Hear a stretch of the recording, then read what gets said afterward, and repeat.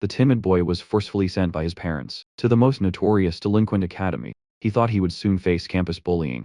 But to his surprise, all the delinquent students here were warm and friendly, even fighting over who would show him around the school. The campus was peaceful and harmonious, making the boy begin to look forward to a happy future. But he never expected that after school, his classmates would forcibly drag him to a fighting arena. Every student he had seen on campus during the day was now brawling and venting in the arena. The boy stood there bewildered. Frozen in place, the student council president noticed the new arrival and smiled as he explained, "The violence at this academy is only allowed to be released in this specially designated fighting arena. Any form of bullying is strictly forbidden on school grounds. Here you can enjoy a pure school life and also experience the thrill of battle." As soon as he finished speaking, the student council president pushed him directly onto the fighting stage. His opponent was Kang In-hye, the muscular top dog of the first-year class. Kang In-hye charged at him, face full of excitement, while cold sweat broke out all over the boy. After years of being a timid wimp, he was already terrified of these delinquents. In his panic, he suddenly spat right onto Kang in his face. The whole arena instantly fell silent. The students were all stunned, then erupted into laughter. The boy completely lost face in front of everyone, ending his welcome party in such a unique way. The next day at school, word of his heroic deed had already spread throughout the campus. Knowing he was no match for fighting, the boy took the initiative to seek out the student council president, Jung Chun, and asked if he could stop going to the fighting arena. He hadn't even finished speaking when his classmates all gave him terrified looks, as if they wanted to warn him about something. At that moment, Jung Chun announced to everyone, "From today on, Lee Gil-soo will no longer be protected by the fighting arena." With that, he turned and walked away. Alone in his classroom, Lee Gil-soo kept pondering what protection by the fighting arena actually meant just then. Kang In-hye, the one he'd spat on yesterday, showed up with his cronies, grabbed his head, and slammed it hard against the desk, giving him a very real explanation. From that day on, Lee Gil-soo became the only one in the entire school who could be bullied at will, the punching bag for everyone. After a whole week of torment, Lee Gil-soo finally couldn't stand it anymore. He went to his homeroom teacher to request a leave of absence, thinking that would put an end to everything. But just as he reached the school gate, Jung Chun blocked his path, sneering coldly, "Someone like you is truly a useless waste. Do you really think dropping out will let you escape bullying? Cowards like you will always be someone else's punching bag, because you've never even had the will to protect yourself." After this scolding, Lee Gil-soo thought he could finally be done with it all. But on his way home, he ran into Kang In-hye waiting for him. "You little pun. How dare you try to drop out without asking your master, who's going to run errands for me or be my punching bag?" Before he finished speaking, Kang In-hye dragged Lee Gil-soo into a deserted alley and beat him up. To vent his anger afterward, he pulled out his phone, recited Lee Gil-soo's home address word for word, and threatened with a wicked grin that he'd be dropping by to play with him often from now on. Upon hearing this, Lee Gil-soo's face turned pale with terror. He furiously demanded to know what Kang In-hye really wanted. But Kang In-hye just grabbed his face and coldly warned, "If you dare fight back again, I'll send these pictures of you getting beaten all over the place." Lee Gil-soo couldn't understand. He was so close to escaping this hell. Why wouldn't these bastards just let him go? In the depths of terror and despair, he finally understood what Jung Chun had told him before. If you want to protect yourself, you have to fight back bravely. With a furious roar, the fire in Lee Gil-soo's chest exploded. He lunged forward, sinking his teeth hard into Kang in his hand. Kang screamed in pain, then angrily punched Lee, knocking him to the ground. Lee Gil-soo wiped the blood from the corner of his mouth and sneered, "So you know what pain feels like. After all, people like you. Even if I die, I'll drag you down to hell with me." Facing the oncoming thugs, Lee Gil-soo knew he was outnumbered. Without hesitation, he flung the handful of sand he'd hidden in his palm, then turned and bolted toward the fighting arena. In the chaos the moment he set foot inside, Lee Gil-soo roared his challenge, a fair one-on-one fight with the pursuing Kang In-hye. Jung Chun smiled faintly and immediately ordered the area cleared. The instant both men stepped onto the stage, the whole place came alive. No one expected Kang In-hye to be so terrifying. From the very start, Lee Gil-soo was battered so badly he could barely fight back. But even bloodied and bruised, he locked his eyes on Kang In-hye, refusing to back down. Kang, embarrassed and enraged, lashed out with a swift kick, sending Lee Gil-soo sprawling across the floor, then looked down at him with a triumphant smirk. He was sure no one could withstand a kick like that. But just as he turned to leave, Lee Gil-soo, stubborn as a cockroach, dragged himself up from the ground once more.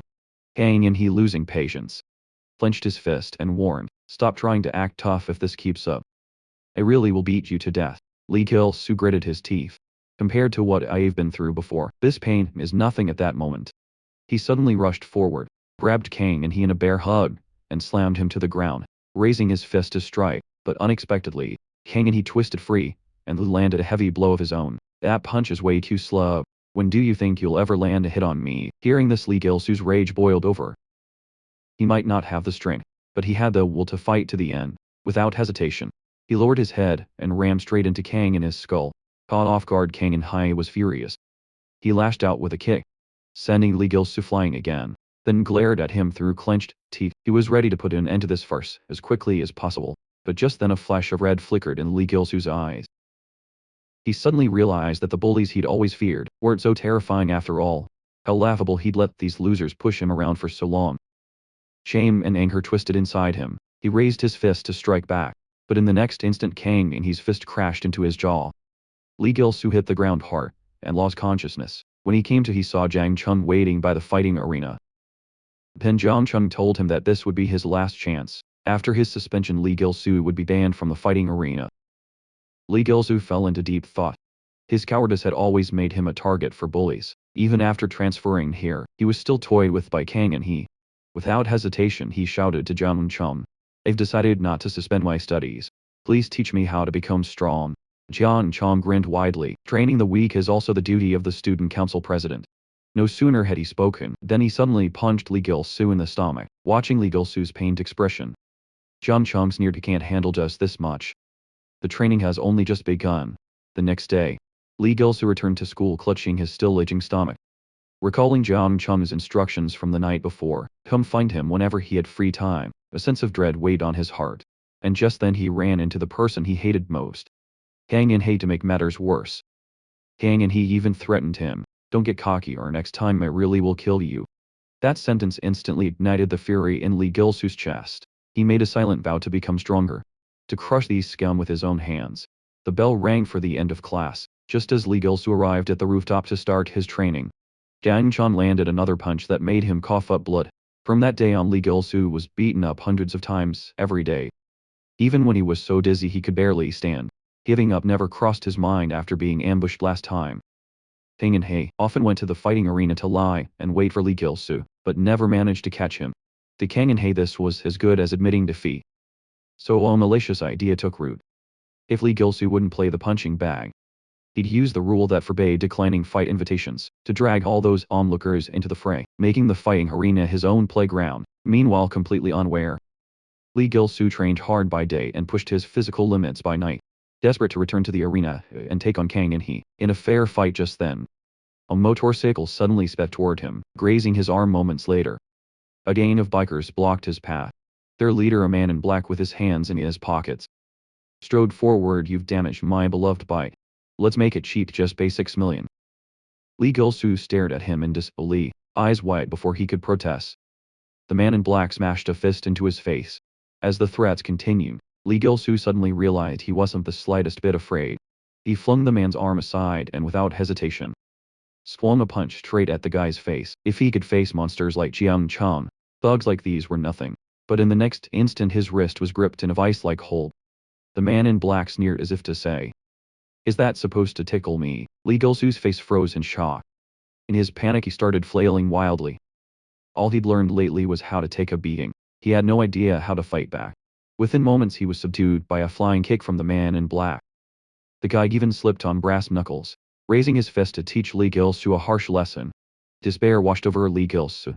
But to his surprise a figure suddenly dropped down from above, driving a knee into the man in black and sending blood streaming from his nose. When Lee Gil-soo saw who it was, he was stunned. It was Jin Do-yeol, the one who'd first taken him to the fighting arena. Jin Do-yeol waved in greeting, grinning as he said, "Hey, I knew it was you." Before Lee Gil-soo could reply, he caught a glimpse of a man in red lunging for a sneak attack. He dodged, swiftly spun and landed a punch squarely on the attacker's face.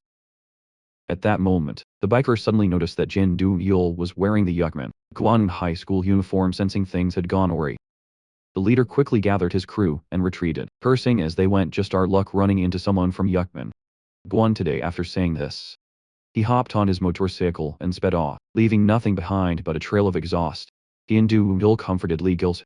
"Don't lose heart over what just happened. Being able to fight back in that situation was already impressive.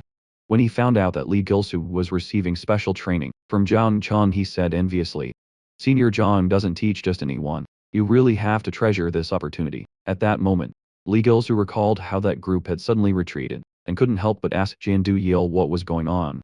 Jan Duyil explained with a smile, "That's perfectly normal. Our school used to be notorious as a school for delinquents, where campus violence ran rampant. Things only changed when Senior Zhang showed up. He straightened out the entire school on his own, founded the fighting arena, and established new rules. Back then anyone could get into a fight whenever they wanted. Now all disputes have to be settled one-on-one in the ring, according to the rules. But if the fighting arena or senior GM were ever gone, the school might turn into hell again. After all, there are plenty of people just waiting to watch the chaos." But what they didn't know was that at that very moment, trouble was already brewing inside the fighting arena. Kang and he had sent his lackey Park Yango into the arena first, picking on the timid ones, with all sorts of ridiculous excuses. If anyone was too scared to fight, he'd bring up the rule, no one can refuse a challenge in the fighting arena, and force them into the ring to be punching bags. Once Park Yango had vented his anger, Kang and he took off his shirt, ready to step in himself at that moment. A guy with a middle part laughed from the audience, "Who dare fight Kang Yin?" He no sooner had he said it than Kang Yin. He fixed him with a glare. The middle-parted guy panicked instantly. He'd never even spoken to Kang Yin. How did he suddenly get singled out? "Kang Yin," he sneered, "I just don't like the look of you. What are you thinking of refusing to fight like Lee Gilsoo?" Just then Zhang Chung suddenly stormed in, radiating authority facing Zhang Chung's questioning. Kang Yin he feigned innocence, claiming it was all a misunderstanding. He shot back, "Is there a problem? I don't think I broke any rules." Zhang Chung's expression darkened. He saw right through Kang Yin. His little tricks but only patted him lightly on the shoulder, reminding him not to act rashly. With that, the turmoil in the fighting arena temporarily died down. Afterwards, Lee Gilsoo's training went on as usual. But gradually he stopped dodging Zhang Chung's iron fists, and even began to fight back. He realized that if he wanted to win, he couldn't just take a beating. Even if he couldn't land a hit, it was better than being a passive punching bag. Just then Zhang Chung suddenly paused, grinning wickedly as he told Lee Gilsoo to follow him somewhere.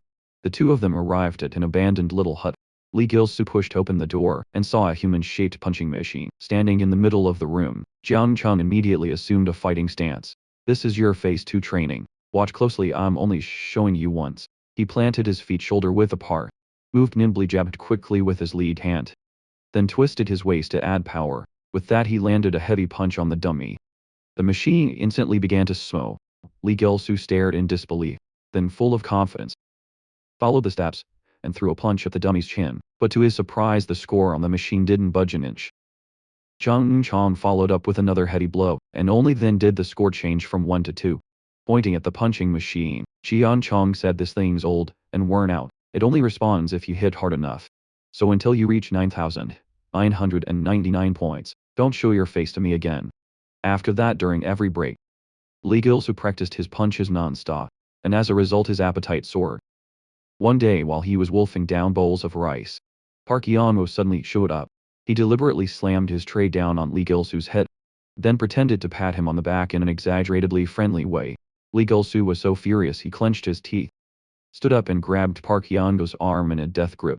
Park Yango kept belittling him, and Lee Gilsoo struggled to keep his anger in check. He remembered Jian Chung's warning, no stepping into the ring before training is over, but these people had already disregarded the rules, openly provoking him outside the arena. Lee Gilsoo couldn't take it anymore. He balled his fists, deciding he wouldn't follow that order any longer. Just then Jan Du-il charged over and smashed his tray hard into Park Young-do's face. "You bastard, there's a limit to how much trouble you can make." Seeing Park Young-do about to explode, Jan Du-il quickly smiled and explained, "Sorry, really. This isn't school bullying. Just slipped my hand, that's all." Then Jin Du-il's expression turned cold, as he issued Park Young-do a direct invitation to fight that night. Lee Gilsoo felt a little guilty, thinking he'd gotten Jin Du-il into trouble. But Jan Du-il just smiled and said he wasn't fighting Park Young-do for Lee Gilsoo's sake. He simply couldn't stand the way those guys were stirring up trouble in the arena lately. King and Hai and his group had been targeting the weak, bullying them one-sidedly. If the victims were afraid, they'd threaten them by bringing up how Lee Gilsoo had refused to take part in the arena's initiation ceremony. After learning the truth, Lee Gilsoo was so angry he ground his teeth. But he was also confused. Why did Jin Du-il care so much about the arena? With his skill, the range shouldn't matter to him at all. When asked, Jean Duel spoke of a past he rarely mentioned. As a child he'd been overweight and timid, bullied for years until one day, a stranger saved him and handed him a flyer for a boxing gym. In that moment his life changed forever. That man turned out to be the gym's owner. From that day on, the owner trained with him every day. With his fists he was finally no longer bullied. To him the arena is a place where everyone can compete fairly. No bullying, no oppression. That's why he fights so hard to protect it. That night Jin Do-yeol and Park Hyun-go stepped onto the ring as agreed. At the referee's signal, the confident Park Hyun-go threw the first punch. But every attack was definitely dodged. Before he even knew what was happening, Jin Do-yeol landed a heavy blow. Park Hyun-go was shocked. Jin Do-yeol was even faster than he'd expected. Did he have a boxing background? But soon, Park Hyun-go realized that though Jin Do-yeol's punches were quick, they were as soft as cotton. His confidence returned, and he crouched low, ready to land a fatal blow to Jin Do-yeol's abdomen. Unexpectedly, Jin Do-yeol's fist was even faster, smashing right into Park Hyun-go's chin, sending blood flying. It turned out everything had been a trap set by Jin Do-yeol.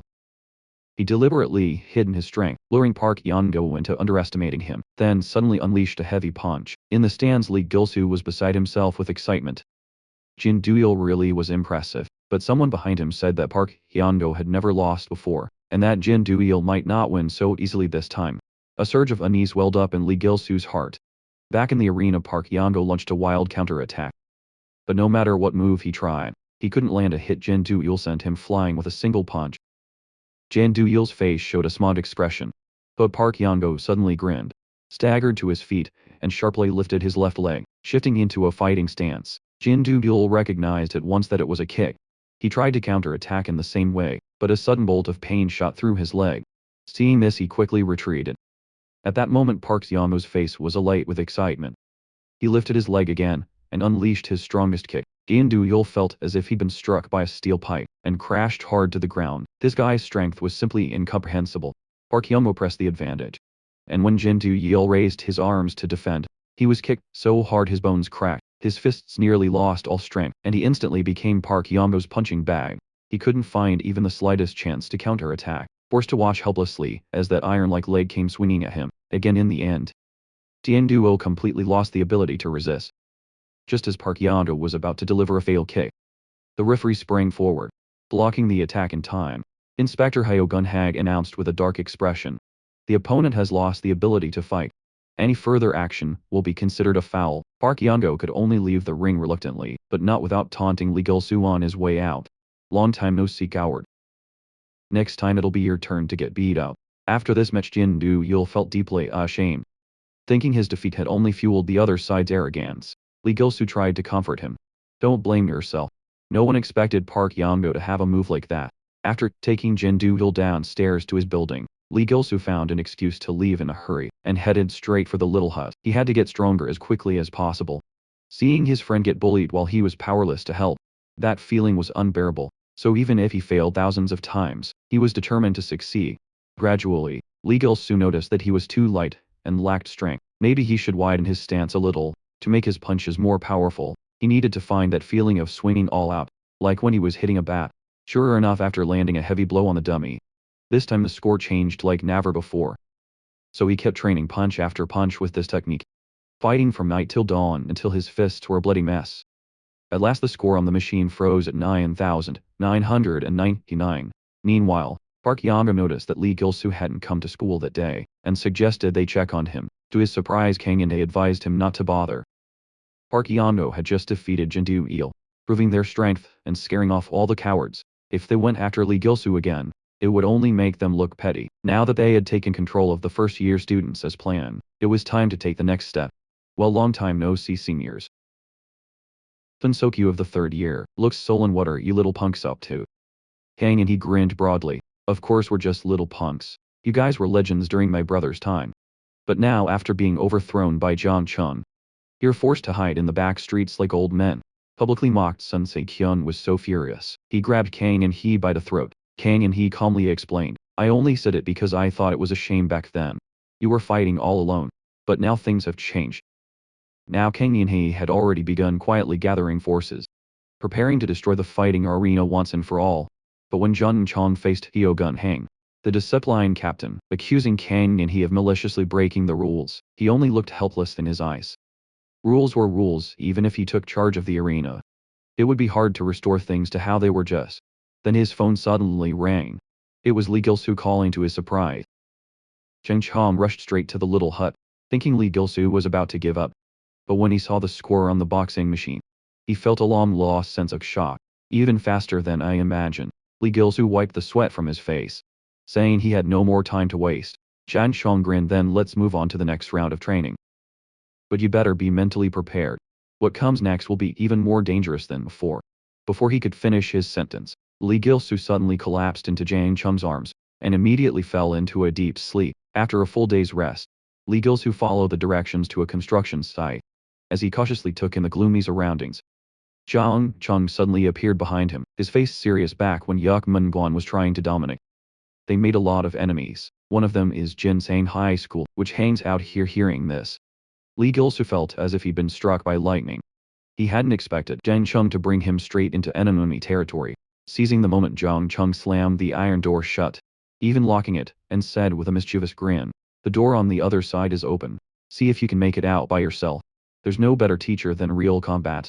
Seeing Zhang Chung just walk away, Lee Gilsoo panicked and pounded on the iron door. Right at that moment, the roar of motorcycles came from behind. Within seconds, he was surrounded by a crowd. As the men in black approached, Lee Gilsoo instantly recognized the one whom Jin Du-yeol had chased off last time.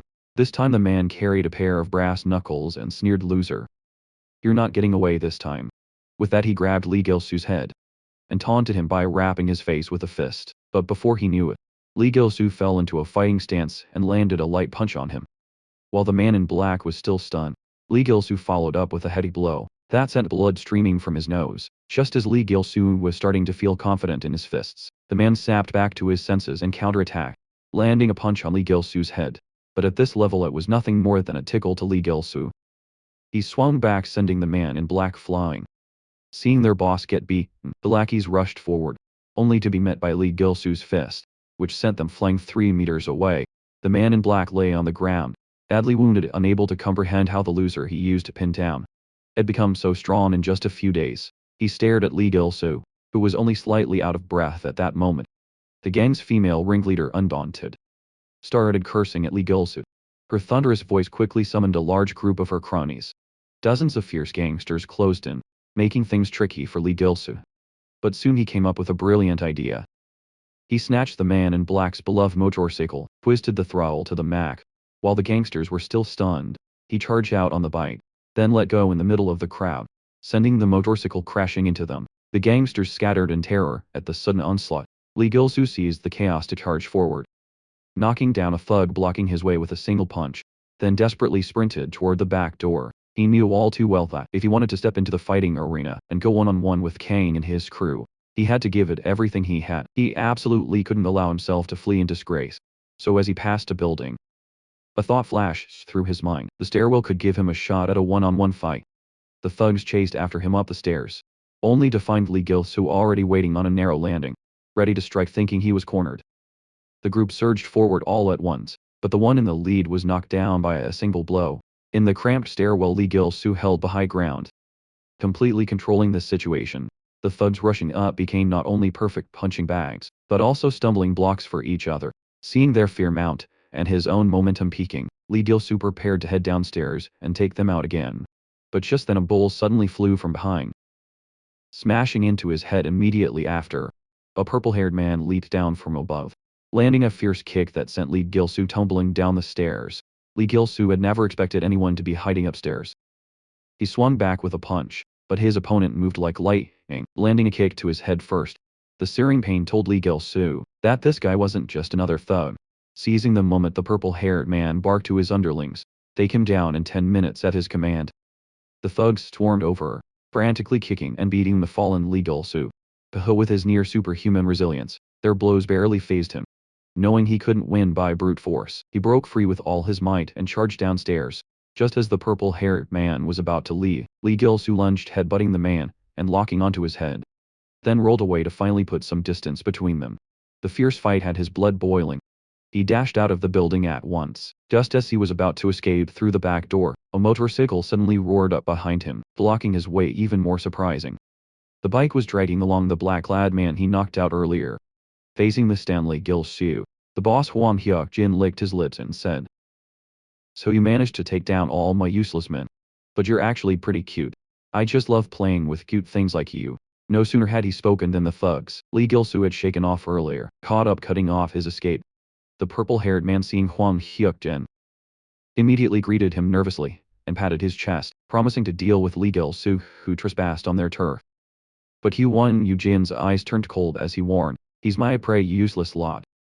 I'll be sure to take care of you later." The purple-haired man fell silent at once. Meanwhile, Lee Gil-su fixed his gaze on the pervert before him.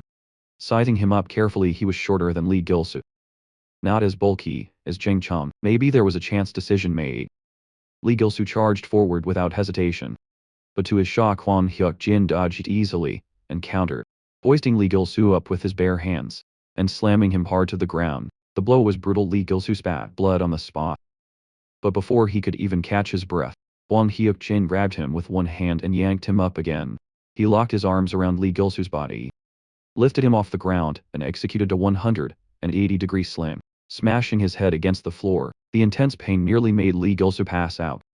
The other boys were just about to snicker, when cold sweat instantly drenched their backs. They all realized they'd soon be subjected to the same treatment by Hwang Hyuk-jin.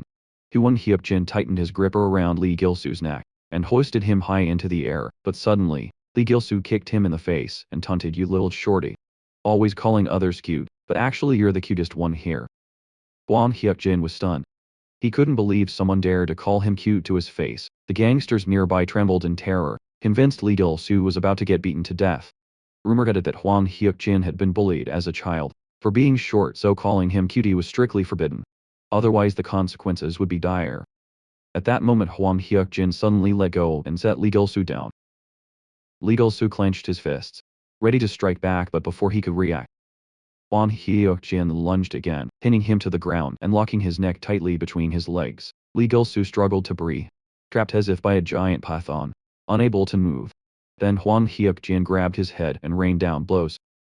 Seeing Lee Gil-su lying there half dead, Hwang Hyuk-jin stuck his tongue out smugly and asked, "Do you still think I'm cute now?" Just then, on the verge of suffocation, Lee Gil-su managed to hoist Hwang Hyuk-jin onto his back. Years of hardship had given him the strength to muster every ounce of energy. Hwang Hyuk-jin, excited, slipped behind Lee Gil-su and applied a rear naked choke. As his body was pulled tight, Lee Gil-su felt a suffocation 100 times worse than before. Within seconds he blacked out and collapsed on the floor. Hwang Hyuk-jin beamed with excitement at his conquered prey, then stood up and dragged Lee Gil-su away to continue tormenting him. But to everyone's shock, Lee Gil-su miraculously opened his eyes. It turned out he'd been bullied as a kid, and his most practiced game was the choking game. He'd later discovered that, as long as he kept a finger's width of space to protect his carotid artery, he wouldn't actually lose consciousness. As he was dragged along, Lee Gil-su felt a stone, grabbed it, and swung his fist with all his pent-up rage. Taking advantage of the moment Hwang Hyuk-jin fell, Lee Gil-su scrambled desperately toward the back door.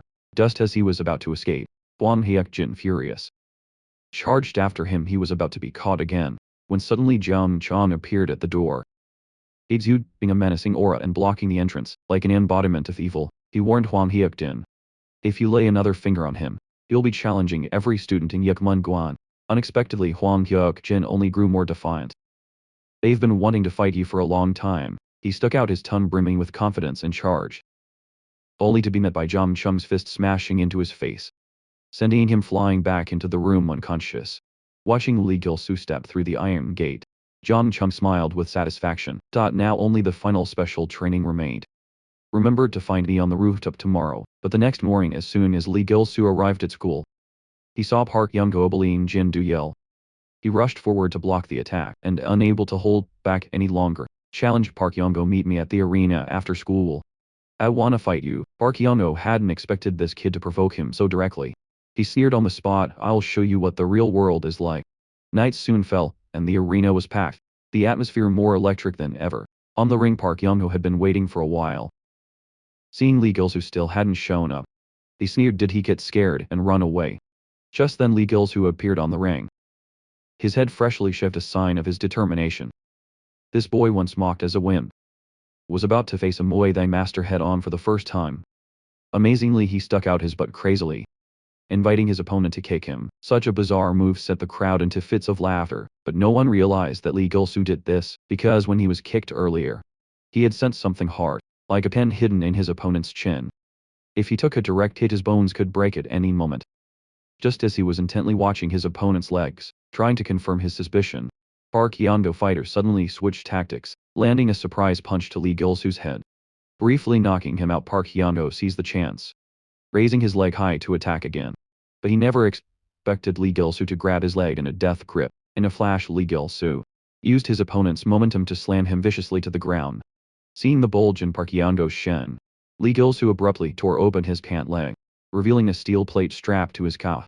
The entire audience erupted in shock, outraged that someone would hide a weapon, and began hurling insults at Park Hyun-go for his underhandedness. The referee, seeing this, asked the founder John Chun if the match should be paused, but John Chun just smiled and told the referee to step down, saying it'll be over soon anyway.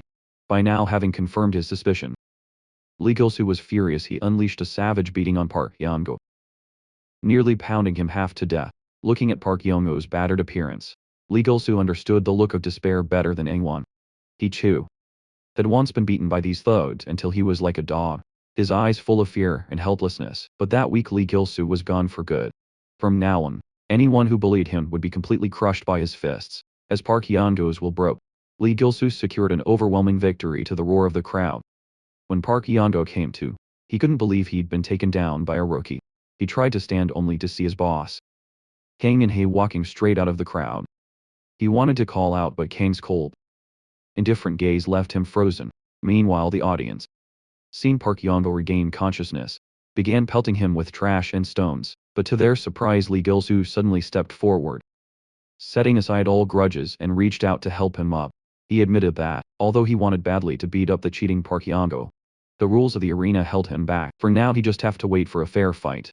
Next time, as the two were about to make peace, a large hand suddenly appeared, yanking Park Hyun-go's hair. It was Sun Sokyu, the boss of the third years, who mocked Park for being a worthless loser, asking how he could possibly shake hands with his opponent. With that, he strode provocatively toward Jung Chong, the founder of the arena, vowing to destroy the place himself and return Manhwa to the days when thugs ruled the school. Gan Chong just sneered at this, thinking Sun Sokyu had already given up, only daring to hide like a rat in the sewers.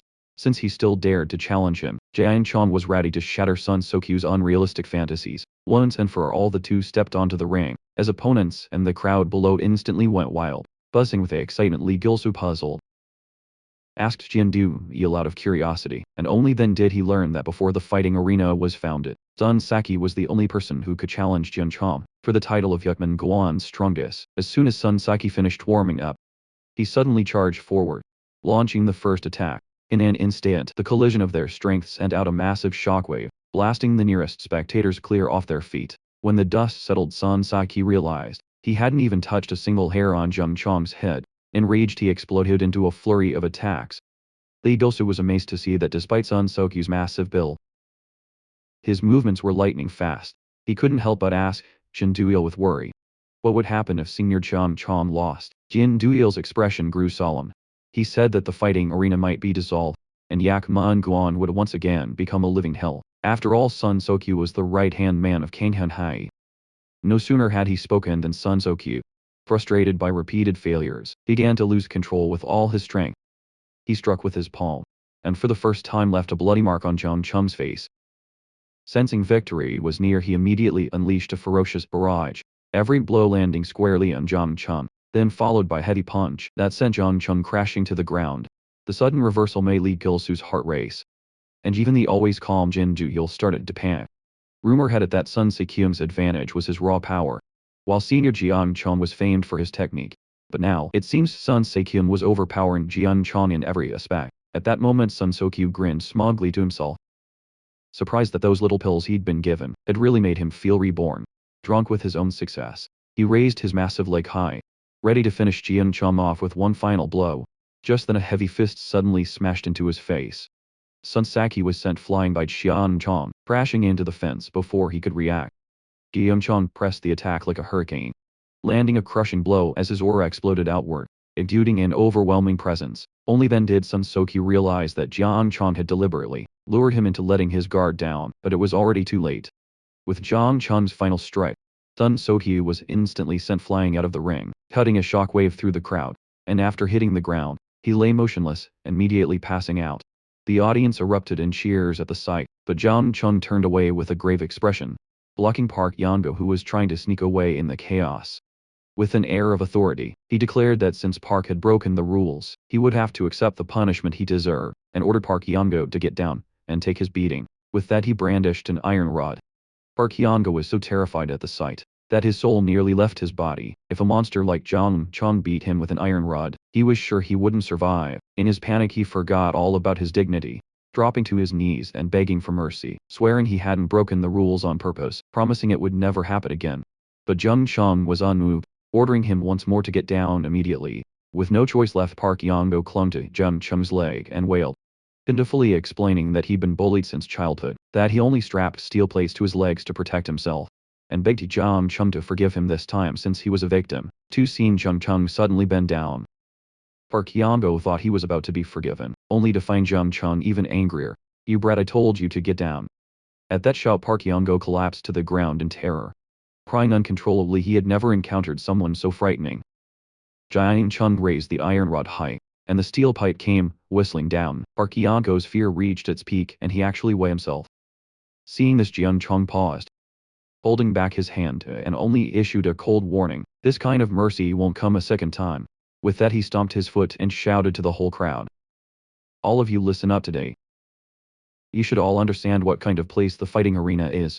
Anyone who breaks the rules or brings violence into the school, as long as I'm here, I will never tolerate it. So everyone give it your all. Don't worry, because here, even those who used to be timid and afraid of fighting can win glory, fairly with their own fists. That is the very purpose of our Yukmen-Guan's arena." That concludes my speech. As the president of Yukmen-Guan High School Student Council, the next day arrived, and Zhang Cheng was training on the school rooftop. Li Gilsu made a special trip to the rooftop to thank him. He said that if it hadn't been for Zhang Cheng's special training, before his match with Piss Scared Guy, where he taught him the crucial beginner's lesson in fighting, to give up defense close and on the opponent, force them to stop moving and seize the chance for a decisive blow, he would never have won that match. But Zhang Cheng only replied calmly that there was no need to thank him, that he was simply doing what was expected of him. Seeing Zhang Cheng suddenly grow distant, Li Gilsu was at a loss for what to do and couldn't help but ask, "Why did you go so far to help me, senior? And I heard I'm the first student you've ever personally trained." At these words, Zhang Cheng paused his training. He replied, "Because I want to prove myself to someone. Thanks to you, I've improved even faster than I imagined. I feel like when I see him, I'll have a lot to say, and I thank you for sticking with it until now." Hearing this, Li Gilsu was a little confused, but still bowed deeply to his senior, grateful for his guidance. He actually wanted to ask what exactly those words meant, but the atmosphere was so unusual that he didn't dare to press further. Time slipped by quietly, and under the arena's dilapidated roof, the commotion grew louder by the day. After Zhang Cheng's speech, the place became more popular than ever. Every day saw a feast of violence, and Li Gilsu changed a great deal. Through each fierce match, his fists grew stronger, his body gradually adapted to the rhythm of combat. He had fully mastered the skill of ending a fight with a single blow, as soon as the chance arose. At the same time, he became thoroughly addicted to the arena. But what he didn't know was that King and he, who had always wanted to destroy the arena, had just arrived at the prison's visiting room to see the former boss of Yukmen Guan, his older brother. Upon seeing him, his brother immediately sneered and said, "Last time you said you had a way to bring down the arena. How's that going, King?" And he could only reply with a wry smile, "It was all ruined by a coward. The whole plan fell apart." Even Senior Shai hadn't expected that he would lose to Zhang Cheng. As soon as the words left his mouth, the room erupted in raucous laughter. "Looks like that Zhang Cheng has gotten a lot stronger, but with the master gone, not even a dog should dream of taking over the house." Fang and He broke out in a cold sweat, and hurried to reassure him, "Don't worry, no matter what, I'll find a way to destroy the fighting arena. Actually, I've just come up with another new idea." Before he could finish, the long-haired man cut him off and, "Hey, a dog leash only works if you put it on the right neck. Just keep doing your own job." With that, he stood up to Li, tossing out casually, "My dad will help reduce my sentence. I'll be out in a few months. Just lay low for now. Once I'm back, everything will sort itself out." Kang and he could only nod helplessly. Meanwhile, completely unaware of all this, the young boys were attending a code gathering, with Xian Chun's sister. His desperate chugging of soft drinks on his first day immediately caught her attention. After a brief exchange, they both found each other quite interesting. Egged on by the group, everyone decided to move the party to a karaoke bar. As the three boys were about to head in, Bro suddenly patted Jindu Il on the shoulder, telling the girls to go ahead, while the guys needed to hit the restroom first. Jindu Il was about to refuse, but Bro's face had already darkened as he snapped, "You brat during the date just now. Why'd you keep messing things up for me?" The two started arguing right there on the street. Feeling awkward as he watched them bicker, Lee Gil-soo simply turned and headed to the karaoke bar alone. On his way there, the image of Jang Chong's sister's adorable face popped into his mind, and he instantly wore a lovesick expression, but he still had no idea that this girl was actually Jang Chong's real sister. Just as he turned into the karaoke bar hallway and looked up, he saw a thug harassing the girl he liked. "Hey little cutie, come hang out with Big Bro. I promise you'll have fun." Lee Gil-soo heard this, and immediately shouted stop. The thug glanced over with a sneer. "Your friend here is obviously a wimp. Don't bother with him, come with me. I am with the bags and group." Jan Chung's sister felt a sharp pain in her arm, and immediately struggled to break free from the thug's grip. Seeing this, the thug got even more excited. "Oh, a little attitude. I like that if I don't let go. What are you gonna do about it?" But before he could finish, Jian Chung's sister slipped under his arm, grabbed his collar in a flash, and flipped him straight over her shoulder. As he hit the ground, she coolly declared, "Disobedient boys get beat up." With a sickening crack, the thug spat out blood from the fall. Lee Gil-soo stood there stunned into stone. One of the girls nearby calmly told him, "No need for you to step in. Danny may seem cute and gentle, but she's actually a beast. She's been learning martial arts from her brother since she was little. Ordinary punks don't stand a chance these days. Most boys can't even beat her. And her brother, he's the most notorious leader at Thug Academy." Hearing this, Lee Gil-soo stared at Jang Mi in shock, wondering if the senior who taught him to fight might actually be Jang Mi's brother. The next second, two more thugs appeared behind Jang Mi, with the blonde one getting ready to launch a sneak attack. Seeing this, Lee Gil-soo sprang forward and landed a punch right on the blonde's face, sending him flying. He grabbed another thug by the collar and snapped angrily, "It's bad enough to attack from behind, but to sneak up on a girl. You've got no shame at all." With that, he quickly turned to Jang Mi, asking with concern if she was hurt. Just then, Bro and Jin Do-il returned from the restroom.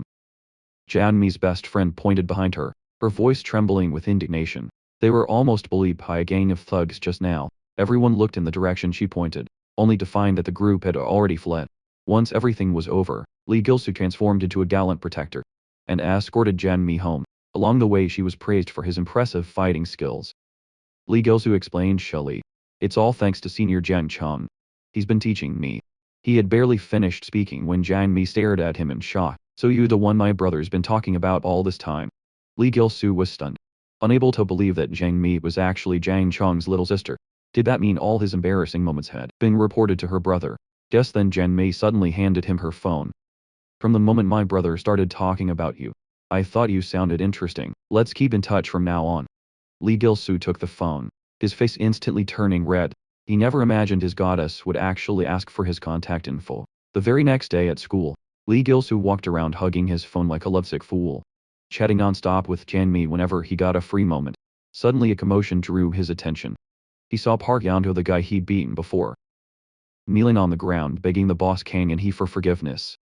But Kang In-hee spat at him with a face full of contempt, telling this bedwetter to get lost. He added that if it were him, he'd have quit school out of sheer embarrassment long ago. Lee Gil-soo happened to witness the whole scene and was puzzled. He couldn't help asking his friend beside him. He didn't understand why someone like Park Yeon-ho, who was at least a halfway decent thug, would stoop so low to curry favor with Kang In-hee. Hyun Do-il explained that there was a famous company in the area, called Gang Un, which was actually a well-disguised gang. They were extremely influential, even able to manipulate the police and some politicians.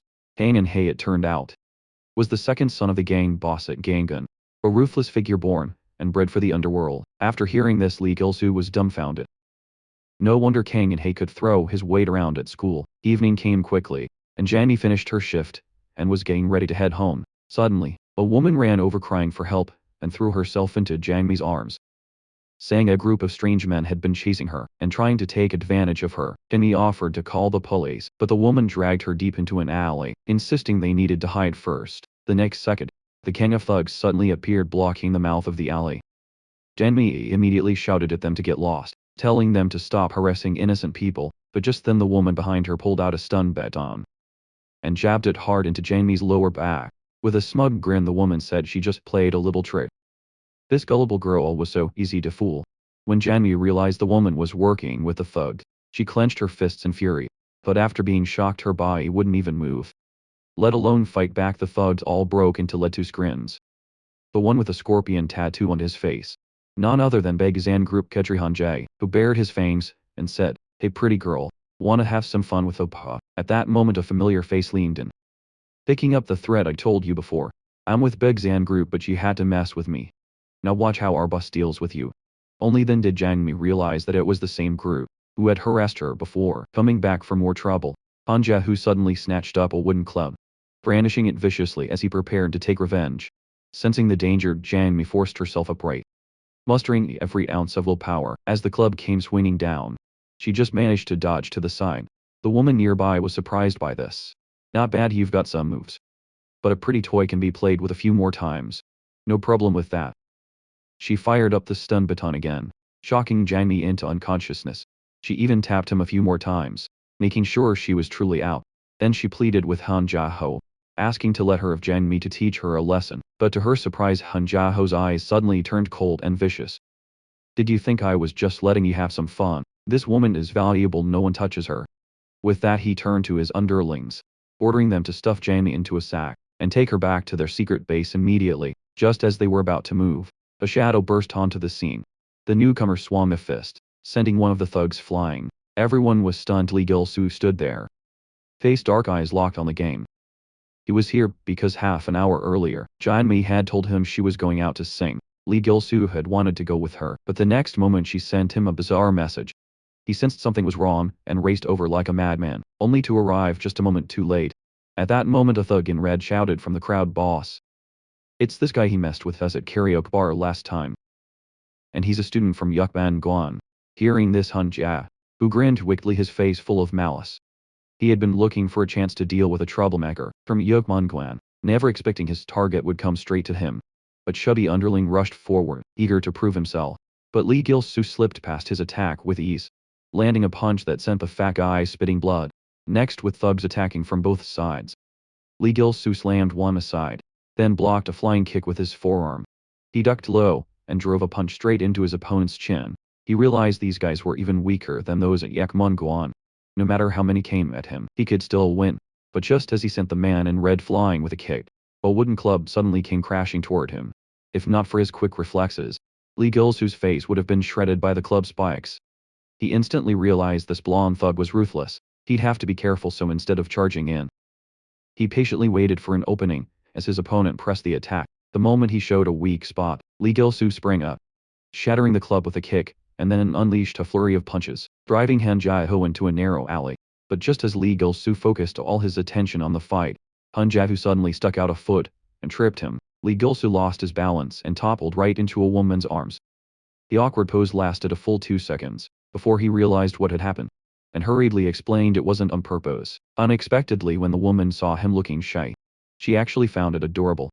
Excited, she raised her stun baton, wanting to show him some love. Just as the stun baton was about to touch Lee Gil-soo, Demi suddenly appeared and kicked the weapon out of the woman's hand. The woman asked in surprise, "Weren't you just knocked out? How are you standing again?" Demi shook the wooden stick in her hand triumphantly. "Of course, it's because I've got this little treasure."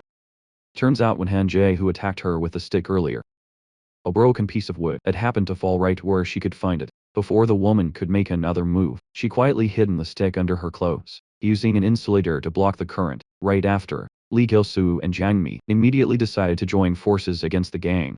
Seeing this, Han Jia, who couldn't help but sneer, "I didn't want to start a scene, but you're asking for it." But before he could finish, Lee Gil-soo suddenly charged forward, landing a blow right on his forehead, then followed up with a punch to the face. In just a couple of moves, he sent Han Jia tumbling into a pile of trash. Lee Gil-soo thought he had easily taken care of him, but then heard a cold laugh behind him. Han Jia climbed out of the garbage, mocking, "That's all you've got? I haven't even gotten serious yet." With that, he popped a pill into his mouth and lunged at Lee Gil-soo.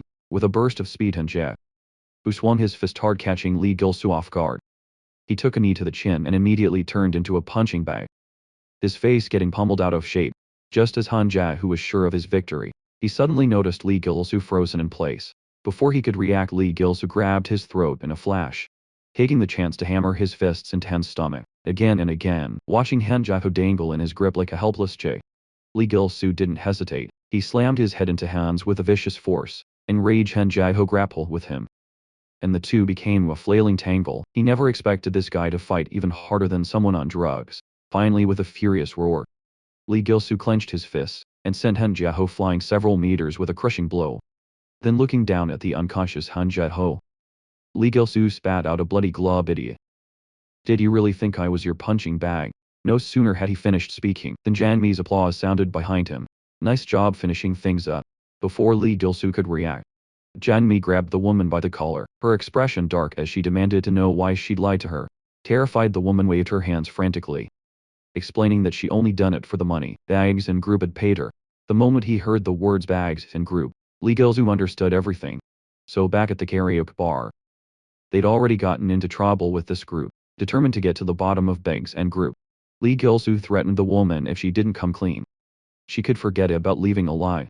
Frightened out of her wits, she spilled everything she knew. It turned out Bags and Group was a high school alliance that had suddenly risen to power half a year ago, though there were plenty of violent gangs in the area.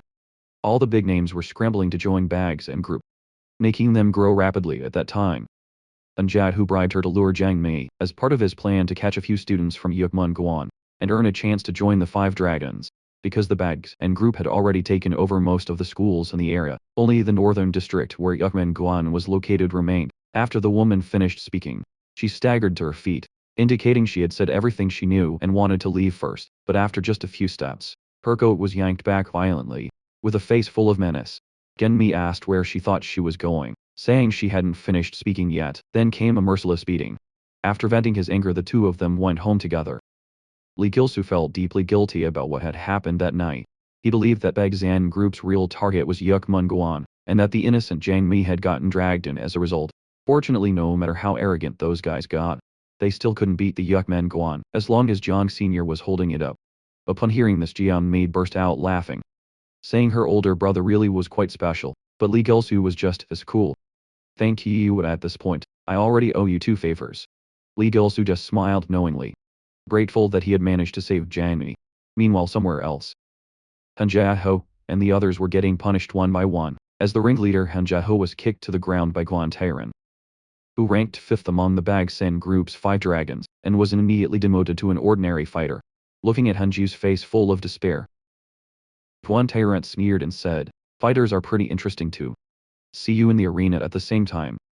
On the other side, the Thunderstorm gang had just scared off a group of wanted gangsters, who were trying to join, but the boss, Kang Jin-si, looked even more grim.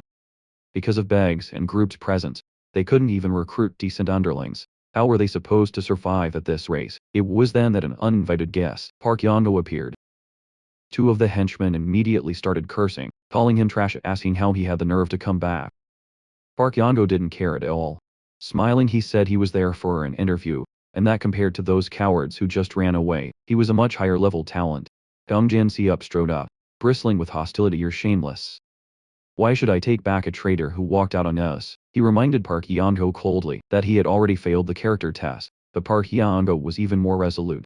"You can make me do anything, no matter how dirty or disgusting. I'm ready for it." Faced with someone so eager to defect, a plan instantly formed in Kang Jin-si's mind. He smiled and asked Park Yongo if he knew Mei Young Jin. "That guy's been eyeing our turf lately. Go teach him a lesson. If you do it well, I'll consider letting you back into Thunderstorm." The next day, Park Yongo went back to school to pack up his things, planning to take a break from school for a while. He didn't expect Lee Gil-soo to call out to him. Lee Gil-soo, looking dead serious, asked why he was leaving. Was it because of the fighting arena? He even tried to persuade him to return to the arena and prove himself. But those words made Park Yongo snap. Furious, he grabbed Lee Gil-soo and shouted, "You bastard, do you think now that I've ended up like this, your justice has finally been served? You better watch your back at night, because I won't be using the damn fighting arena to teach you a lesson. Next time I'll just deal with you out on the street." With that, he stormed off without even taking his things, leaving in a fit of rage. He didn't notice at all that a letter slipped from his back pocket. By the time Lee Gil-soo spotted the letter on the ground, Park Yongo was already long gone. Night fell, carrying an iron rod. Park Yongo went alone to an abandoned gas station, facing a group of unknown gangsters.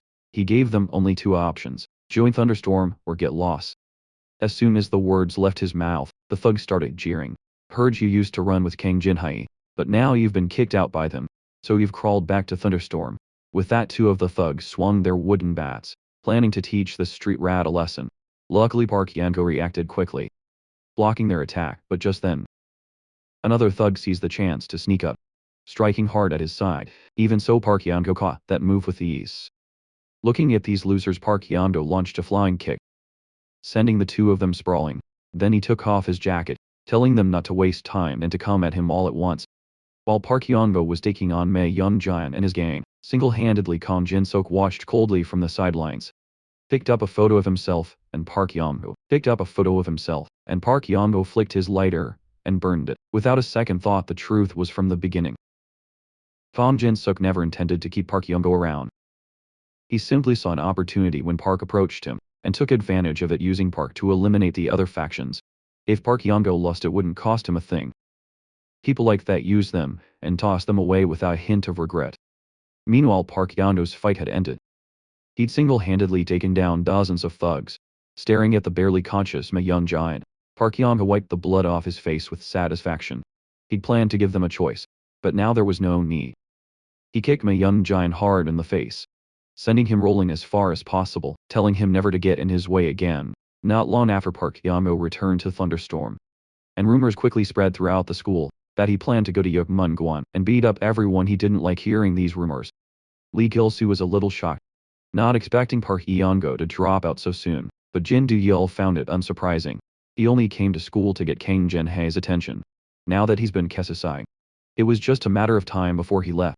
Besides, he's always been a loner, never had a single friend around him. Lee Gil-soo fell into thought, suddenly recalling the letter Park Yango had dropped earlier. Following the center's information from the letter, he found Park Yango's childhood friend, John Hee-seon. Lee Gil-soo explained he found the letter by chance, and because she didn't know Park Yango's home address, this was the only way she could return it to him. But she admitted she couldn't hand the letter to Park Yango in person, either. Ever since he left the orphanage, she only knew the address of his school. That's why she always sent the letters to the school. Lee Ki-shang was very surprised to hear that Park Yango grew up in an orphanage. With a hint of sadness, John Hee-seon spoke slowly. I grew up with Yango Appa. We were both orphans when I was a kid. I was always bullied by the older children. Every time Yango would show up like a hero and chase the bullies away. But the good times didn't last. When people at school found out Yango was an orphan, they started bullying him openly. To protect himself, Yango started hanging out with the Thunderstorm gang. After that, he disappeared for a long time. When he finally came back to see us, he was a completely different person, full of vigor and confidence, bringing a mountain of gifts to the orphanage. At first I was a little afraid of the changes in him, but seeing how much he still loved the younger kids, I believed that Oppa Yango hadn't really changed at all at this point. John Hee-seon's face was clouded with worry. In the past, Park Yango would visit them every month, always bringing gifts he hadn't come by recently. And it turned out it was because he dropped out of school. Thinking of this, John Hee-seon couldn't hold back her tears. She clutched the envelope tightly and burst into sobs. She was truly terrified that one day, the Yango in her memories would vanish, replaced by someone unrecognizable and frightening. Watching her, Lee Gil-soo felt a dullage in his own heart.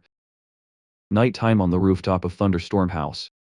Gong Jin-seop was gripping a wrench, ruthlessly disciplining the subordinates who had failed their mission. When he was done, he patted Park Yango on the shoulder, praising him for still being as sharp as ever, taking care of Mei Yu Jian all on his own.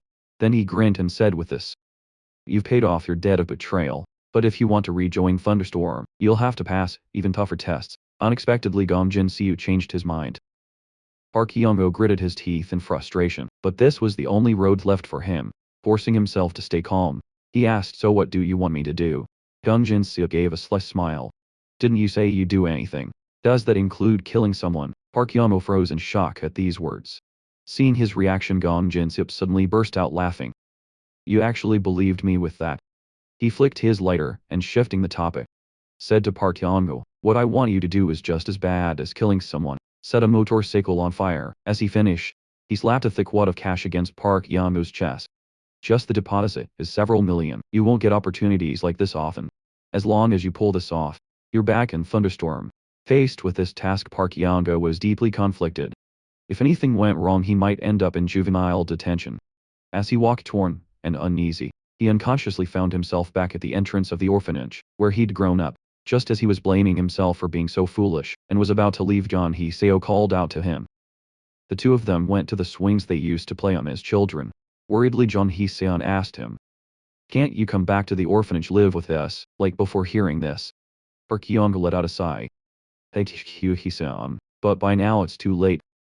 He stood up after speaking, told John Hee-seon to take care of the younger kids, and said he probably wouldn't be able to return for a while. Ignoring her pleas, he left with a look of profound loneliness. The next night in a parking lot, somewhere in the end, Park Hyung accepted Dong Jin-seop's assignment. He doused a motorcycle with gasoline. Not holding back at all, he looked around, making sure there really were no cameras, just as Gong Jin-se had promised. Then pulled out his lighter to set the fire. At this point, completing the job was his only way forward. But just as he raised his hand to throw the lighter, a bucket of water was suddenly dumped over his head. Lee Gil-soo looked at Park Hyung-go's sorry state, and couldn't help but curse. Playing with fire in the middle of the night. Aren't you afraid you'll blow yourself up? As it turned out, 3 hours earlier, John Hee-seon had stopped Lee Gil-soo on his way home, crying as she told him Hyung-go might be about to do something dangerous, and begged him to stop Hyung-go from doing something foolish. So in order to figure out what Park Hyung-go was really up to, Lee Gil-soo followed the clues provided by Jin Do-yeol, and tracked down the place where the Thunderstorm gang was holed up. He found 2 thugs up on the rooftop, and tried to ask about Park Hyung-go's whereabouts. When the 2 refused to speak, no matter what, he had no choice but to communicate with his fists, eventually beating the information out of them. Just like that, he managed to stop Park Hyung-go's foolish act in time, before disaster could strike. But Park Hyung-go was far from happy about it. He grabbed Lee Gil-soo by the collar and shouted angrily, "Do you even understand my life? Who are you to tell me what to do?" Lee Gil-soo, however, responded calmly, "You're right, I don't understand, but someone believes in you and asked me to help you." Only then did Park Hyung-go realize it was Hee-seon, who'd been worried about him all along. Lee Gil-soo emphasized again, "I've always believed you're a good person, so don't ruin your own life with your own hands." Park Hyung-go hadn't expected Hee-seon would go to such lengths for him. Just as he was about to put down the lighter and walk away, Gong Jin-seop suddenly appeared with a group of men. Turns out he'd been watching Park Hyung-go the whole time, secretly recording everything as Park doused gasoline everywhere. For the first time in his life, the underage Park Hyung-go tried to commit arson for the gang boss, only to have the whole thing caught on video by the other side. Gong Jin-seop's plan was to pin the arson charge on this lost kid, and send him straight to jail. As the lighter was about to fall into the gasoline, a figure suddenly flashed by and kicked it away. It was none other than Jin Do-yeol with Eyebrow Bro following behind him. Their timely arrival was all thanks to Lee Gil-soo's foresight. On his way to stop Park Hyung-go, he'd also called Jin Do-yeol and Eyebrow Bro for backup. If he hadn't made those preparations, Park Hyung-go's life would have been ruined for good. At that moment, Eyebrow Bro glared at the gang boss who'd made him cancel his date, seething with rage, clenching his fists. He charged forward, determined to teach these bastards a lesson. But to his surprise, the moment he landed a punch, he almost shattered his own hand. The guy's arm was protected by an iron shield. With just one blow, Eyebrow Bro was knocked to the ground. Seeing this, Jin Do-yeol immediately tried to rush in and help, but was blocked by someone before he could take a step. Without hesitation, the man launched a rapid-fire assault. Jin Do-yeol was about to counterattack, when suddenly his face was slashed. He froze for an instant, only to realize the guy's gloves had hidden blades that sprang out. Watching all this unfold, Lee Gil-soo was stunned. He never imagined these thugs could be so despicable. Even the one coming after him was wielding 2 iron canes, muttering something in Japanese that he couldn't understand at all. When the Japanese thug charged, Lee Gil-soo instinctively raised his arm to block, but the strength behind the cane was unimaginable. With just a single hit, Lee Gil-soo felt as if his organs were shaking apart. Blood gushed from his mouth, and after taking a blow to the back, he crashed to the ground, temporarily losing all ability to fight back. Seeing this, Gong Jin-seop sneered at Hyung-go. "Your friends look like they're in trouble. Not helping out is probably for the best, don't you think?" Before he could finish, Park Hyung-go landed a vicious kick on him. But to his surprise, the moment his foot made contact, an uneasy feeling crept into his heart. Gong Jin-seop's jacket slipped off, revealing a bulletproof vest underneath, and brass knuckles on both hands. He clearly come prepared. Park Hyung-go looked at the smug smile on Gong Jin-seop's face, and immediately launched his most formidable leg technique, but the move had no effect on Gong Jin-seop at all. Instead, he seized the opportunity, and knocked Park to the ground with a single punch. Meanwhile, Eyebrow Bro was barely holding on. Continuous defense had left his arms numb. If this went on, he'd completely lose the ability to fight. Just then he suddenly noticed that his opponent, with a weapon strapped to his arm, always attacked along a diagonal. If he stood against the wall and shrank the attack angle, maybe he could counter it, so he immediately scrambled up against the fence. Sure enough, seeing this, his opponent was at a loss, unable to find an opening. On the other side, Jin Duil was bleeding profusely from a cut dealt by Bulka. Facing a razor-sharp blade, he was all but powerless barehanded. But this time he actually saw through his opponent's attack path. And for the first time, narrowly dodged a strike by throwing his head back. Because of this move, he realized that Bulka's weapon simply widened the attack area. If he could precisely evade that zone, there was a chance to strike back. Sure enough, using this technique, Jin Jiu landed a solid hit to Bulka's chin. However, facing a weapon as well, Lee Gilsu was utterly overpowered by the Japanese man's propeller-like crutches, forced into a narrow gap between cars. Lee Gilsu knew that as long as the Japanese man held those weapons, he stood no chance of winning. The only way out was to deal with the crutches first. At that moment, he happened to notice that one of his shoelaces had come loose. Just as the Japanese man closed in, Lee Gilsu swiftly tied his shoes together with the lace. The Japanese man charged with his crutches, but Lee Gilsu used the shoelace to bind both the man's hands and the crutches together in one quick motion to disarm. The Japanese man could only take a brutal beating from Lee Gilsu. At the same time, Park Yang-ho was no match for Gong Jin-so. Because Park's deadliest moves, his steel legs and kicks, had all been taught to him personally by Gong Jin-so. When Park had nowhere to go, it was Gong Jin-so who took him in and coached him in fighting, one-on-one, seeing Park's extraordinary talent. Gong Jin-so even gave him a pair of iron shin guards, telling him in this world, it's not the strong who rule, but the ones who win. Park Hyun-go had always believed in Gong Jin-so's philosophy, willing to do anything for Thunderstorm, until that incident made him realize Thunderstorm was not salvation, but a shackle he so. Gong Jin-so still wanted to pin the label of ingrate on him, now even raising his fist to kill him. At the critical moment, Lee Gilsu rushed in and blocked the fatal blow with a crutch. Gong Jin-so recognized the weapon as his own subordinates, and sensed trouble looking back. He saw his three most trusted men, all knocked down by three young nobodies. But Gong Jin-so quickly sneered. I don't know why you're going so far for Park Yang-ho, but you better be careful. He's not worth your help after all. This guy can betray anyone at any moment. Hearing this, Park Yang-ho could only give a bitter smile and explain. Years ago he'd learned from Gong Jin-so himself that the director of the orphanage where he'd grown up, in order to repay high-interest debts to Thunderstorm, had forced the orphanage children to transport contraband. In order to protect his younger siblings, he had no choice but to drive the director away by force. This also meant that Thunderstorm was unable to recover the loan, and as the one responsible for debt collection, he didn't defend himself, shouldering all the blame alone. But to his surprise, Gong Jin-seop only laughed when he finished speaking. Han had already known the truth. He understood that Park Yang-ho chose to protect a group of helpless orphans, rather than side with Thunderstorm. After he finished speaking, Gong Jin-seop's expression turned fierce. He assumed a fighting stance. His grudge today. It must be settled. Lee Gilsu immediately stepped forward and threatened, it's not too late to back down now. There are 4 of us against you. You won't come out on top. Gong Jin-seop merely sneered. And in the next instant a swarm of underlings closed in from all sides. At his command everyone rushed forward. Swinging iron bars faced with a sudden encirclement. Lee Gilsu and his 3 companions were thrown into panic, but Jan Du-yel quickly regained his composure. They may have the numbers, but as long as we stick together, we can break through. Watching Lee Gilsu and the others prepare to fight to the death, Park Hyun-go was filled with confusion, unable to understand why they would go to such lengths for him. Just as his attention wavered for a moment, Gong Jin-seop's fist suddenly came flying, knocking him to the ground in a single blow. At the same time, Lee Gilsu and the other 2 were caught in the midst of a fierce brawl, while Park Hyun-ho and Gong Jin-seop grappled together. But Gong Jin-seop was wearing a bulletproof vest and wielding a straight tiger baton, rendering Park Hyun-go's attacks completely ineffective. Instead, his resistance only left him battered by the weapon. As Gong Jin-seop clenched his fist again, gathering his strength, Park Hyun-go planned to block with his leg, hoping to find an opening to counterattack, but unexpectedly the guard plate on his leg shattered instantly. With his only protection gone, Park Hyun-go deflated like a punctured ball. He was sent flying several meters by a single punch from Gong Jin-seop. Looking down at Park Hyun-go lying motionless on the ground, Gong Jin-seop sneered and mocked, now you understand, don't you?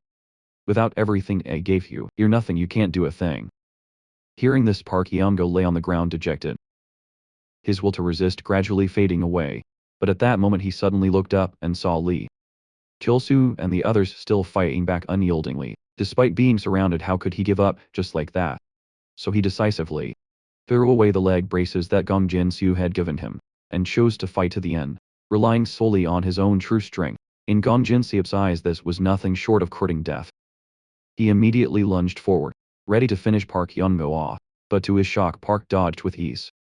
Park Yong-go was surprised himself. Without the leg braces his steps were lighter than ever before. Not only was he able to evade every attack, but he landed a kick squarely in Gong Jin-seop's weak spot. As it turned out after shedding the leg braces, this was his real speed leaping into the air. He unleashed one final kick at last, bringing his long-standing feud with Gong Jin-seop to an end. In this moment Park Yong-go was fully awakened. The things he thought he needed to protect himself were nothing more than shackles, holding him back just as he finally breathed a sigh of relief. Gong Jin-seop, unwilling to admit defeat, struggled to his feet once more, fists swinging, refusing to lose. Unwilling to be beaten by someone he called worse than trash, like Park Yong-go, but now Park Yong-go's strength had far surpassed his. With a single move he brought Gong Jin-seop down for good. Looking at the utterly defeated Gong Jin-seop, Park Yong-go spoke words that would stay with him forever. It's not the strong who prevail, only the victor grows stronger. That's what you taught me. The henchmen, seeing their boss defeated, were instantly thrown into confusion. In the next second, they noticed Lee Gil-soo and the other two still glaring at them, like tigers eyeing their prey, and immediately abandoned their boss and scattered in panic. The crisis was finally over and Park Yong-go collapsed to the ground, completely exhausted just as he was about to lose consciousness. A hand reached out to him. Lee Gil-soo smiled and said, "If you've won, hurry up and get up. You threw away your ankle weights. You fought so much better than before." Park Yong-go stared in surprise at the scene before him, realizing it overlapped perfectly with the date he'd been defeated by Lee Gil-soo. The only difference was back then, he hadn't managed to grab Lee Gil-soo's hand. This time he wouldn't miss his chance. But in the next instant a familiar voice cried out. John Hee-seon, tears streaming down her face, came running toward him before Park Yong-go could react. Hee-seon threw herself into his arms, hugging him tight. "Do you have any idea how worried I was about you?" Park Yong-go gently patted Jeon Hee-seon, comforting her by saying it was all over. "I won't ever let you be sad again." The next day back at school, Lee Gil-soo suddenly realized his wallet was missing, along with his bank card and student aid. At that moment, to his surprise, he saw Park Yong-go, who had been on leave from school, returning to the classroom.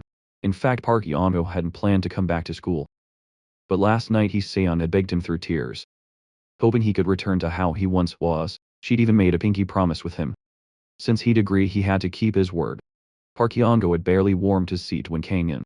He showed up with a pack of people. "I heard you took down Thunderstorm, so I'm considering whether to let you back in. After all, the gang on gang standby team is your only way out." To everyone's surprise, Park Yong-go refused flatly. "Now I'll find my own path." He used to think that joining the gang on gang standby team, with at least a half-basement dorm room, was the best he could hope for. As someone without a family, all his life he'd been alone, and finding a place to belong was his only goal.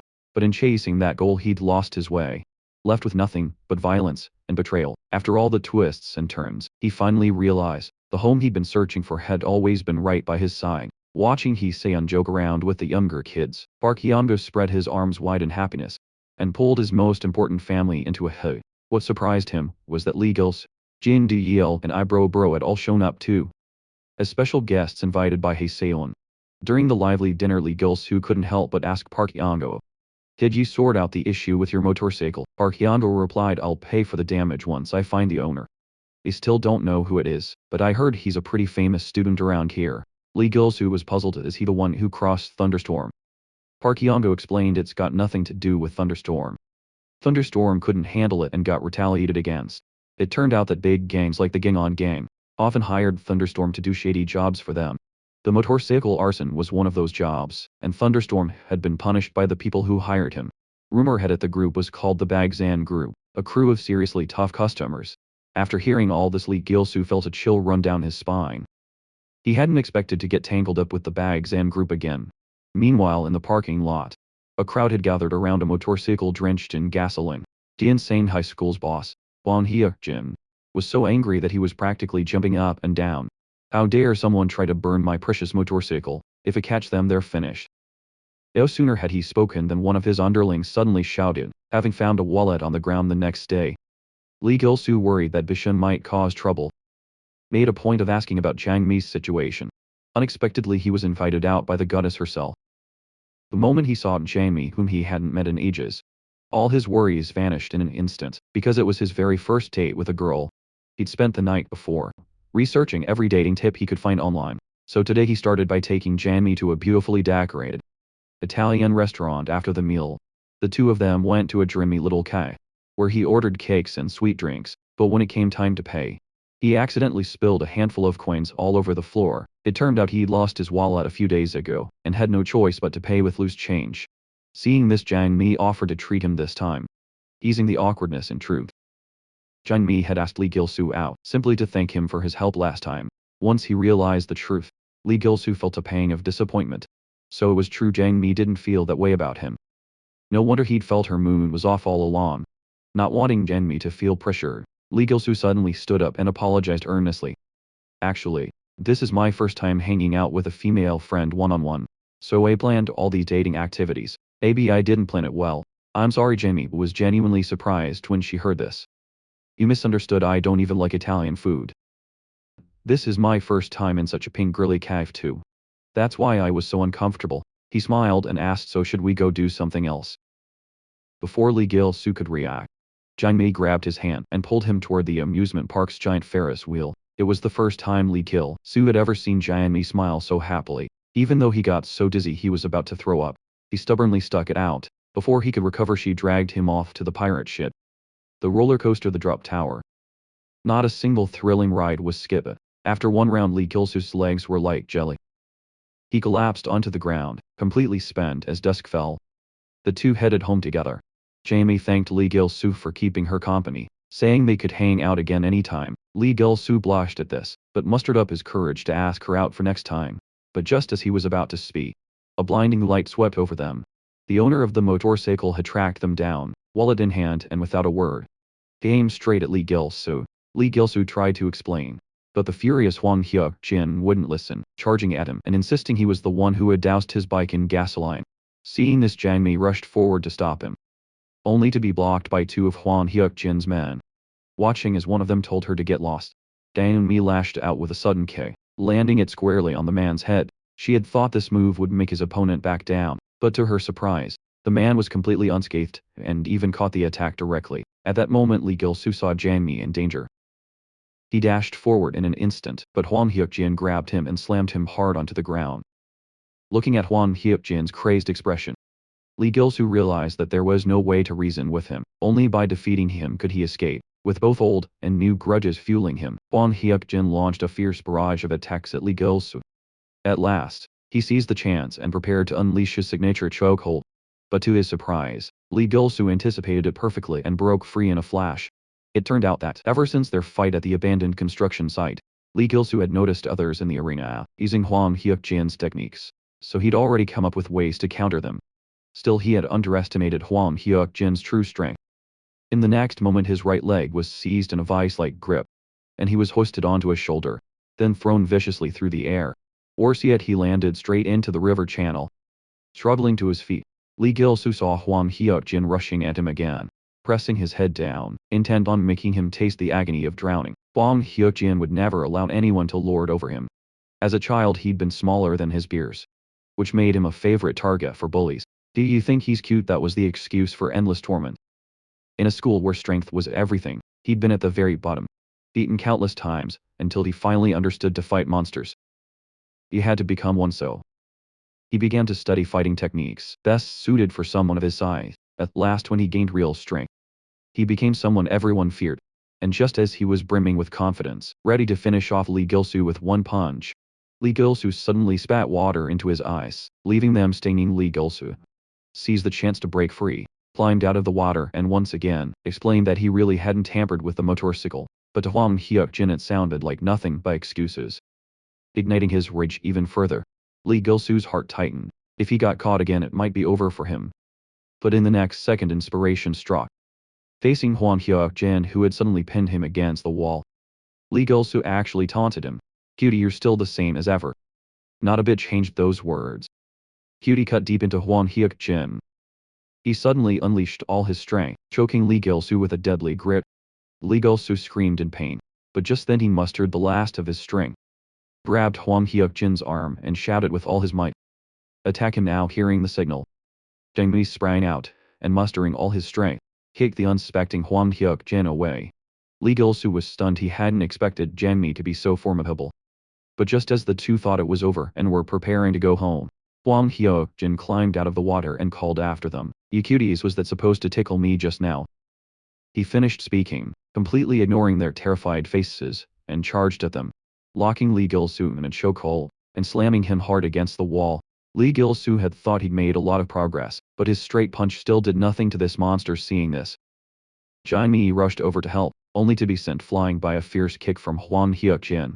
Immediately after, Huang Hyuk-jin grabbed Li Gilsu with one hand and hoisted him onto his shoulder, ready to finally deal with this guy who had angered him so many times. But just at that moment, a motorcycle suddenly appeared. Huang Hyuk-jin recognized it at a glance. It was his beloved motorcycle. Before he could see who dared to be so bold, the motorcycle sped past, crashing into him and Li Gilsu and scattering them apart. Huang Hyuk-jin ignored Li Gilsu and roared at the rider to get off his motorcycle at once, but the rider shot back, "If you want to pick a fight, at least figure out who your target is. Don't go around hitting innocent people." At this point, Li Gilsu finally saw clearly. The person on the motorcycle was actually Park Hyung-go. The reason he showed up here was that an hour ago, he'd happened to spot a thug who'd crossed him, heading off to catch Li Gilsu at the arcade. He played a little trick and let the thugs bring him straight here. The man in black protested aggrievedly, "Boss, that guy said there might be a huge misunderstanding between you two." Huang Hyuk-jin looked puzzled. Could there really be someone else involved? Park Hyung-go pointed at himself and said, "I'm the culprit actually. Gilsu was helping you protect your motorcycle." With that, he took out the evidence.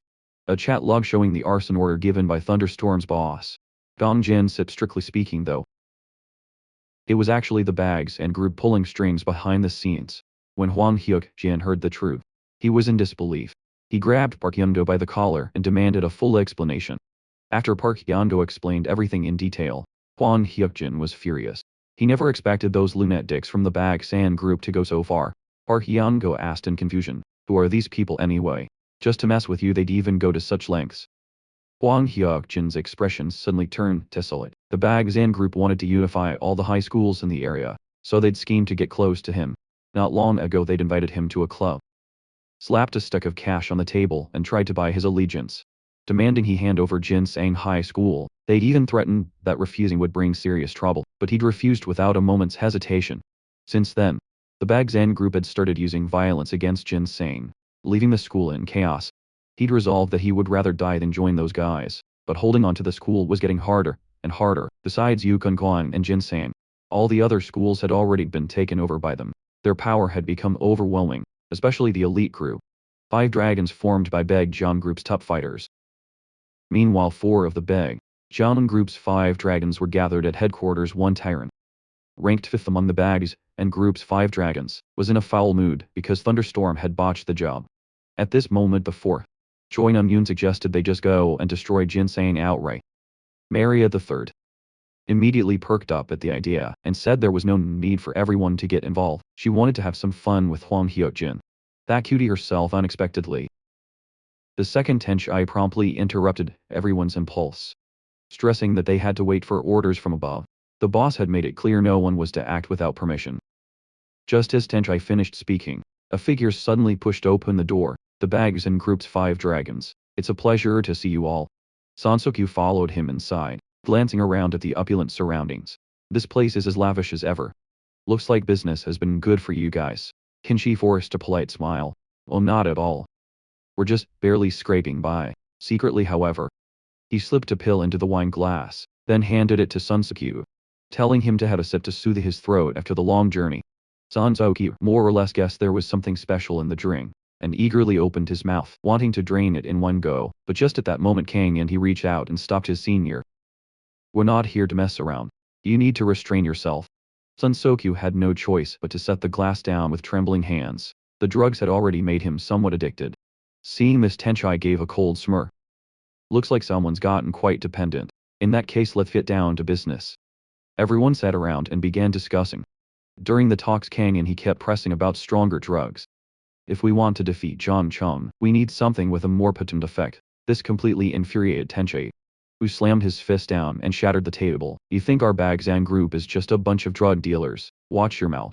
If it weren't for the fact that our boss has some ties with your dad, you'd have been dealt with long ago. If you really want to overthrow Yuan Guan, you'll have to agree to a few of my conditions first. Only then can we continue cooperating.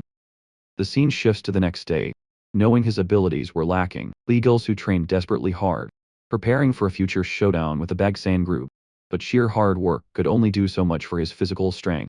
So he went straight to Jin Du-il and Eyebrow Bro, asking if they knew any way to get stronger. Jin Du-il thought for a moment, and immediately someone came to mind, a top member of the school's discipline squad. Yok Mun Guan's most formidable grappler, Senior No Seong Yu. Hearing this, Li Gilsu excitedly pressed for the senior's whereabouts, then dashed off at once. Jin Du-il and Eyebrow Bro both jumped in fright, because that place was usually off limits to other students. Blissfully unaware, Li Gilsu had barely opened the door to the breeding farm, when the senior pinned him to the ground with one hand, tossed him out like a chick and warned him to stay away from the farm. After learning the reason, Li Gilsu bowed, and apologized repeatedly, but the senior only left behind an angry departing figure. He began to wonder what kind of person this senior really was. Determined to learn grappling, he resolved to follow the senior every day, trying to figure out his preferences. When No Seong-yu was 18, his mother sent him the illegitimate child she had given birth to, in secret at first. He wanted to send his little brother to an orphanage and wash his hands of him, but when he saw the innocent look in his brother's eyes, he couldn't help but recall his own lonely childhood. Kind-hearted as he was, he finally decided to shelter this brother he'd never met before. With help from Senior Jung Chung, he managed to secure the school's breeding farm and secretly moved in. Though life became even harder, he never once regretted it. In his bleak life, his younger brother Juan became the only reason he kept going. Yet just when he thought things could go on like this, debt collectors for his mother's loan suddenly showed up, demanding that No Seong-yu personally grill meat for them. They even grinned maliciously, saying no matter where No Seong-yu hid, they would always find him suppressing his anger. No Seong-yu wondered why they kept pestering him, when he'd always paid the interest on time for his mother. Unexpectedly they told him someone had bought the debt from them, and had specifically asked about the person No Seong-yu cared about most. As a thank you to the buyer, they revealed everything about No Seong-yu taking care of his younger brother. When he heard the news, No Seong-yu felt as if he'd been struck by lightning. He lost control in an instant, grabbing the other by the collar, and roaring in fury, "Didn't I tell you not to lay a finger on one?" But the man only laughed carelessly, and said, "Instead of getting worked up here, shouldn't you hurry home and check on your brother?" Blazing with rage, No sooner you flung the man aside, his face murderous as he warned them to pray that one was unharmed, otherwise they'd pay the price. With that he sprinted out the door, tearing down the road toward the small house he shared with Juan. Li Gilsu, who had been secretly following his senior, was startled by what he saw. Though he had no idea what was going on, he decided to quietly trail after him. No soon he finally reached the little house.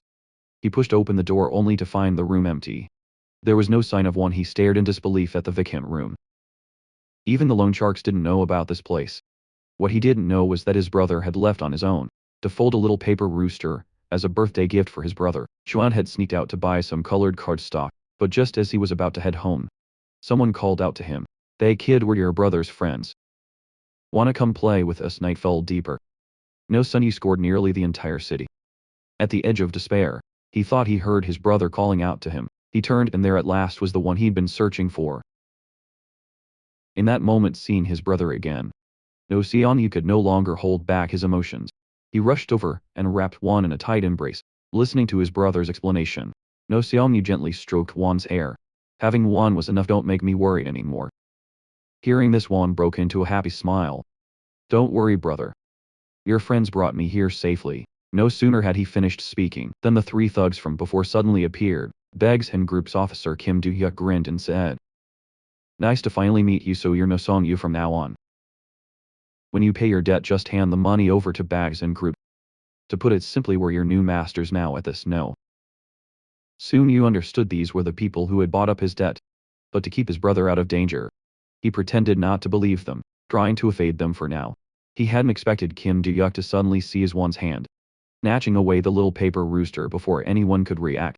Ignoring Juan's choked pleas, he crushed the gift prepared for No Seong-yu right in front of them. As if lecturing, he told Juan that in a world as complicated as this, letting someone poor and powerless be your guardian could only end in heartbreak. Watching his brother's devastated expression, No Seong-yu's anger exploded. At that moment, Li Gilsu, who'd been trailing him all along, suddenly charged forward and kicked Kim Do-hyuk aside. Li Gilsu turned to No Seong-yu and said, "Senior, This isn't a chicken farm, is it? I can step in right unexpectedly. No Xiang Yu stopped him at once, because any threat to his brother, he would handle himself. He entrusted one to Li Gilsu's care. Then calmly caught the punch flying at him, and with a slight twist, easily broke the attacker's wrist. They had only survived this long, because of one, but just then another red-haired man tried to launch a sneak attack. After a barrage of kicks like a raging storm, the red-haired man who had competed internationally in Taekwondo knocked No Xiang Yu to the ground with an arrogant swagger, but he never imagined this was exactly the trap No Xiang Yu had set up. No Xiang Yu pretended to fall, then twisted around, and locked the red-haired man's leg in a hold, pinning him to the ground, so he couldn't move, forced to watch helplessly, as his own leg was about to be broken. Seeing his lackeys all beaten down, Kim Ju-yuk had no choice but to step in himself. He charged like a wild boar, slamming hard into No Xiang Yu's stomach. Li Gilsu worried at the sight, wanted to rush in to help. Unexpectedly No Xiang Yu used Kim Ju-yuk's back for support, vaulted himself into the air, then slid down in an instant, locking his legs tightly around Kim Ju-yuk's neck. With just a bit of force, Kim Ju-yuk couldn't breathe.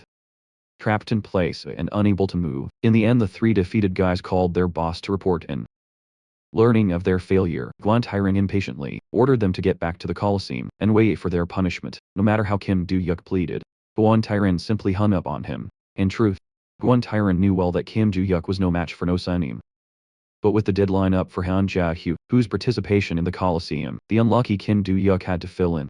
Meanwhile, because of this crisis, the misunderstanding between Li Gilsu and Senior No Xiang Yu was finally resolved to thank Li Gilsu for his help earlier. No Xiang Yu took the initiative to offer him a favor in return. Li Gilsu, a little embarrassed, scratched his cheek, but gathered his courage and loudly made his request. He wanted to learn martial arts from his senior, especially the ground techniques he'd witnessed the night before. This request surprised No Xiang Yu a little, but he didn't refuse early the next morning. No Xiang Yu was already waiting at the training ground. Seeing Li Gilsu and the others arrive full of energy, he couldn't help but smile. The people from Yokmunguan really haven't changed at all, but he quickly straightened his face, asking with a hint of suspicion, "Why is someone missing? Weren't you all supposed to come as a team?" Just as he finished speaking, Park Hyando appeared looking extremely reluctant. Li Gilsu and the others were speechless at the sight, since he was the one who'd insisted on coming, yet now he looked so unwilling. Sensing things were getting rowdy, no sooner you cut them off and got straight to the point. After a thorough explanation of various fighting techniques, he told everyone if you want to learn ground techniques, you can actually just find videos online and practice along, saying that he bent down to pick up a large stone from the ground, and under everyone's stunned gaze, crushed the stone into pieces with his bare hands. This was the real lesson for today. Grip strength, the most powerful weapon in ground grappling. Then he pulled out climbing ropes, and had the four pair up, telling them to start climbing the cliff right in front of them. All four were startled but to become stronger. Li Gilsu and Park Hyamgo still led the charge and went for it. They endured all sorts of grueling training, and even with their palms battered and blistered, the four gritted their teeth and pressed on, day after day, making it through the toughest phase. After completing the first stage of training, No Sunyu asked Li Gilsu, a bit puzzled why he was so desperate to become stronger. He had never seen such a determined newcomer as Li Gilsu before. Li Gilsu confessed that he really liked Yukmunguan. Here for the first time, he made friends who could enjoy training with him, and for the first time he looked forward to going to school.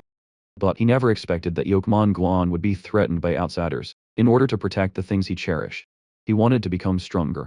After hearing this, No soon, you finally understood. I get why Senior Chong Chong would train you. You remind me of a guy Chong Chong deeply cares about. Meanwhile, Chong Chong arrived at someone's home. He greeted the owner politely, then walked up the stairs with practiced ease. Seeing a stack of bowls and chopsticks piled outside the door, Chong Chong couldn't help but place his hand on the door, and softly asked, "Are you alright? It's been a long time since I've come by. A lot of interesting things have happened at school lately. There's one story I have to tell you." The boy inside moved a little. Chong Chong went on, "Do you remember that first year transfer student I told you about last time? He's grown from a rookie who got beaten up into a fighter, who can now hold his own in the arena. But the arena we built together seems to be getting better and better. Don't you think?" The boy in the room still didn't respond.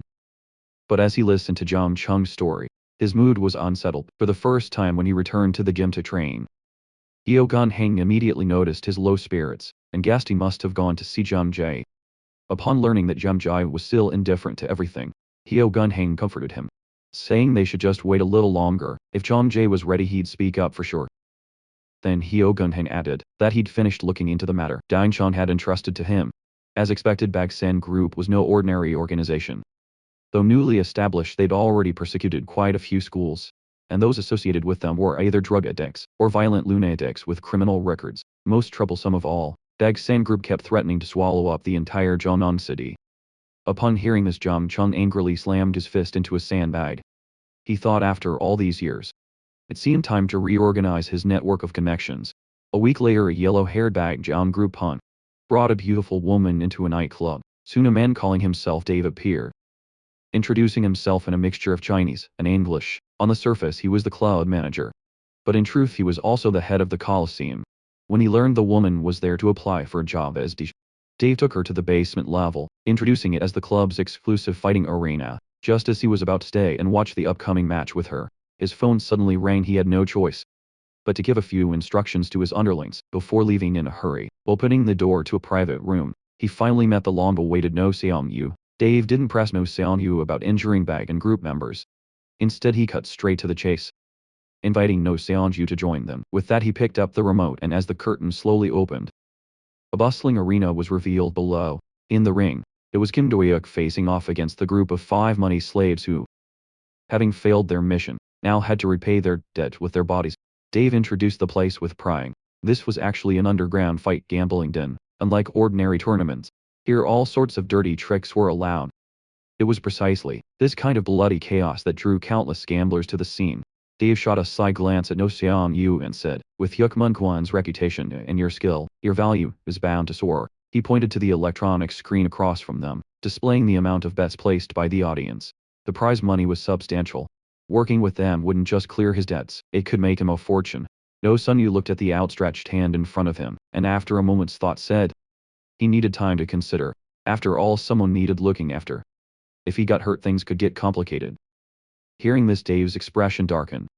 But not wanting to put No Seong-yu off, he handed over his business card, generously asking for an answer within the week. If there were any questions, No Seong-yu should come to him. After all, the fact that they could still have such a calm conversation was already a sign of his leniency. The scene shifted back to the Yukmengwan farm. No Sun-yu was deep in thought as he helped his younger brother feed the chickens. Though the Bags and Group's arena was wild and ruthless, if he could hold out there for a while, he could shake off the debt collectors and give one a better environment to grow up in.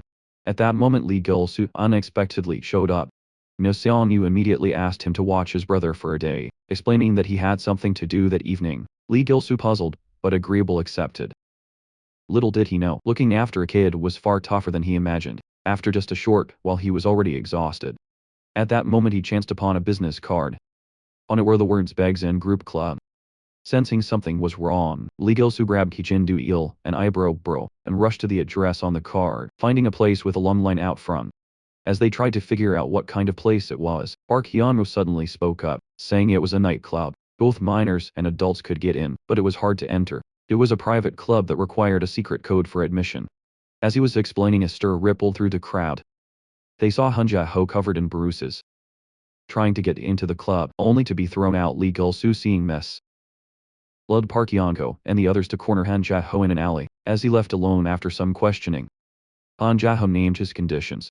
If they could bring out the thing he wanted from the club, he'd tell them everything he knew. Once Lee Gil-soo agreed, Han Ja-ho started talking. It turned out that the club, which looked like a church, was actually a fighting casino. They made money by having high school students fight, and his battered appearance was thanks to the arena. But the fighters weren't there by choice. Most owed the Bags and Group money, or had been blackmailed into competing. An Jae-who gave them a wicked grin, and warned, the person they were looking for might be tied to the Bags and Group, but once you get in it's hard to get out.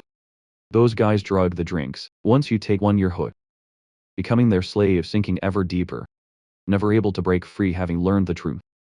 The 4 of them made their way to the club entrance. Han Ja-ho told the bouncer the secret code from behind, and they gained entry without trouble. But just then Lee Gil-soo and Eyebrow Bro were stopped. The reason people without taste aren't allowed in. Jang Do-yeol and Park Yeon-ho, relishing the moment, strode into the club, leaving Lee Gil-soo and Eyebrow Bro to wail outside. Once inside, the two decided to split up to investigate more thoroughly. As a regular at places like this, Park Yeon-ho quickly started chatting up women and digging for information. Are there even more interesting spots inside the nightclub? The beauty immediately caught on. giving Park Yango an ambiguous smile as she took his hand, ready to lead him to that secret place. Meanwhile outside, Lee Gilsoo and Bro were still racking their brains about how to make themselves look more tasteful. Just as Bro was wondering where to find the right clothes, he turned his head and happened to spot Han Jeho not far away. The two exchanged a knowing smile, then quietly approached and began to borrow some things off Han Jeho.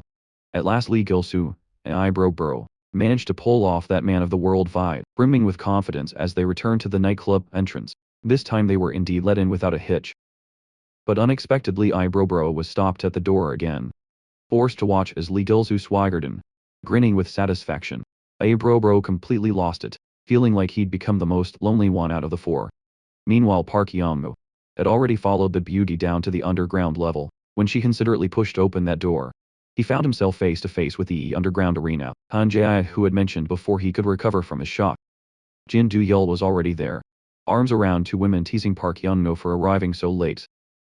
Jin Do-yeol feigned innocence, explaining that after he and Park Yango got separated, he'd just been standing around when two beauties came up and brought him here. Park Yango was instantly fuming. How could Jin Do-yeol be so popular?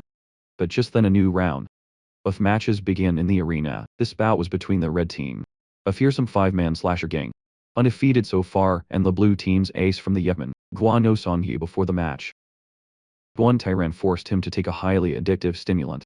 When No Seong-yu refused, Guan Tyran merely sneered and said, "All the fighters out there are high. You think you can last long without it?" Just to be sure, he shoved the drugs into No Seong-yu's hand, telling him to take them when he couldn't hold out any longer, since it would change the course of the fight. In the end, No Seong-yu was sent into the cage barehanded. His opponents were five fully armed, drug-fueled fighters with a flawless record. As soon as the octagon doors closed, the energy in the arena exploded. Classmates who rushed to stop the fight were stunned by the scene, unable to understand why senior No Seong-yu would take such a risk. But for No Seong-yu, the point of no return had been reached. There was no turning back. Even if a brutal battle awaited, he could only grit his teeth and see it through. At that moment, one of the five picked up a weapon and launched the first attack, but No Seong-yu managed to dodge the blow entirely, seizing the chance to duck low, wrap his arms around the man's thighs, and with sheer force hoist the 200-pound brute onto his shoulders, choking him hard and slamming him to the ground. But before No Seong-yu could finish off this opponent, another fighter came at him with a spiked club. Sensing the danger, No Seong-yu leaned back to evade the strike. He dodged the attack, while twisting around to lock his opponent in a hold. In the next instant he lifted his rival clean off the ground, and with a sudden backflip, came crashing down hard onto the thug, who was still struggling desperately on the floor watching senior No Seong-yu take down two men at once with a single move. Jin Do-yeol and Park Yango finally let out a sigh of relief, their worries easing all at once. But just then the man beside them warned not to celebrate too soon. The strength of the Slash gang didn't come from their weapons alone. Just as he said during the previous exchange, the gang leader had noticed that No Seong-yu excelled at ground techniques, so he immediately flung out his chain and had two henchmen attack from both sides, mercilessly charging at No Seong-yu. In order to dodge their attacks, No Seong-yu was unknowingly backed into a corner, completely unaware that a chain was snaking up behind him. In that instant the two henchmen each grabbed an end of the chain and suddenly trapped No Seong-yu in an iron grip. Seeing this, Park Yango was struck speechless with shock. But the man beside him seemed unfazed. The real strength of the Slash gang wasn't in their weapons, but in their sharp eyes that could precisely analyze every move of an opponent. At this moment No Seong-yu became a sitting duck, his skin torn open by the masked man's claws. But just as the opponent lunged in for a killing blow, No Seong-yu flashed a mysterious, meaningful smile, ignoring the searing pain of the chain. He suddenly lunged forward, seizing the moment to clamp his still mobile legs tightly around his foe, and before the opponent could react, he slammed his head forward in a vicious headbutt, shattering the mask on impact, blood spraying everywhere. The two henchmen recoiled in fright and instantly let go of the chain. With the chains loosened, No Seong-yu spun around and grabbed the two by the head, taking them down in an instant with effortless ease. Yet just as No Seong-yu thought the fight was finally over, the announcer abruptly declared the start of round 2, with the new opponent being former Manhwa officer Kim Do-yeol and his squad. Seeing this, Jin Do-yeol was immediately uneasy, muttering that they wouldn't even give them time to bandage their wounds. So inhumane. No sooner had he spoken than Park Yango clapped him on the shoulder, saying they couldn't just watch those maniacs gang up on No Seong-yu. We have to get up there and stop this match. But as soon as the two of them climbed into the ring, the announcer immediately chased them back down, while the audience jeered, telling them to get lost and stop blocking their bets. Park Hyun-woo's temper flared, and he shouted back, daring anyone to come up for a fight. As the tension mounted, a voice suddenly rang out from all around. One tyrant stood at the microphone, reassuring everyone that this was a special segment. From this moment on, bats were open for Yukman Huan versus Kim Ji-yuk's team in a 3-on-3 battle. No sooner had he spoken than the audience whipped out their phones to place their wagers. Park Hyang-go and Jin Do-yul could only remain in the ring, standing shoulder to shoulder with their senior, but before the match could even officially begin, Kim Joo-hyuk took turns mocking all three of them, his face brimming with confidence as he declared he'd come fully prepared this time and was sure to win. No Seon-yu told him to shut up and hurry up with the fight. He had to get home to take care of his little brother, and time was tight. But in the next second, Park Hyang-go broke the news that Lee Gil-soo had also shown up here. The moment he heard, anxiety surged through No Seon-yu. Immediately after, Kim Joo-hyuk's squad suddenly launched their attack. Distracted by worry for his brother, No Seon-yu was caught off guard by Kim Do-hyuk, who slammed him heavily to the ground. He hadn't expected that the fat man would actually know some grappling techniques. Still, these little tricks were nothing to him. He was confident he could handle anything, eager to return to his brother's side as soon as possible. No Seon-yu launched a fierce counterattack, sending Kim Do-hyuk flying with a single punch. At the same time, Jin Do-yul and Park Hyang-go had already subdued the other two. But just as No Seon-yu thought the fight was over, Kim Do-hyuk suddenly began shoving pills into his mouth like a madman. One of his lackeys tried to calm him down, only to be threatened and even forced to swallow the rest of the pills himself. Kim Do-hyuk said either way, losing meant a dead end for them all. With the drugs kicking in, Kim Do-hyuk became even more ferocious, charging at No Seon-yu like a lunatic. No Seon-yu, unfazed, threw a punch straight at Kim Do-hyuk's head, only to find it had no effect at all. Instead, Kim Do-hyuk grabbed his skull in a vice-like grip and slammed it hard against the concrete floor, blood spraying instantly, staring at the fallen No Seon-yu. Kim Do-hyuk's rage was unsated. He kept smashing his head into the ground until No Seon-yu was a bloody, mangled mess, barely breathing. Just as Kim Do-hyuk thought victory was his and raised his fist for the final blow, the half-conscious No Seon-yu suddenly grabbed his wrist and in a flash countered with an uppercut to the jaw, turning the tables completely. Kim Do-hyuk was pinned beneath him, his face full of confusion. How could he lose after taking so many pills? No Seon-yu locked his arm around Kim Do-hyuk's neck and said quietly, "Only when someone has something to protect can they truly become strong." Meanwhile, inside the nightclub, Lee Gil-soo, desperate to find senior No Seon-yu, accidentally drew the attention of the club manager Dave. Dave immediately sent his men to surround him, and Lee Gil-soo had no choice but to take them all down in one go. To get information about No Seon-yu's whereabouts, he went after Dave himself, but to his surprise, Dave's reflexes were lightning fast. No matter how Lee Gil-soo attacked, Dave dodged with ease, facing such a slippery opponent. Lee Gil-soo tried to corner him, but Dave used one of his lackeys' heads to block a punch, and even took the chance to smash a bottle over Lee Gil-soo's arm. In an instant, Lee Gil-soo felt a sharp pain in his left eye. Flesh shards had lodged themselves inside. Distracted, he was suddenly sent flying by a punch from Dave. After calming himself, Lee Gil-soo realized that his only option now was to use grappling techniques against this despicable man. He charged forward, grabbing hold of Dave's leg, thinking he could finally subdue him. But then Lee Gil-soo's right arm suddenly went numb. Losing all strength, seeing this, Dave smirked triumphantly and effortlessly knocked Lee Gil-soo to the ground again. As Lee Gil-soo stared up in confusion, Dave raised his fist and proudly displayed a broken ring, revealing a hidden poison needle inside.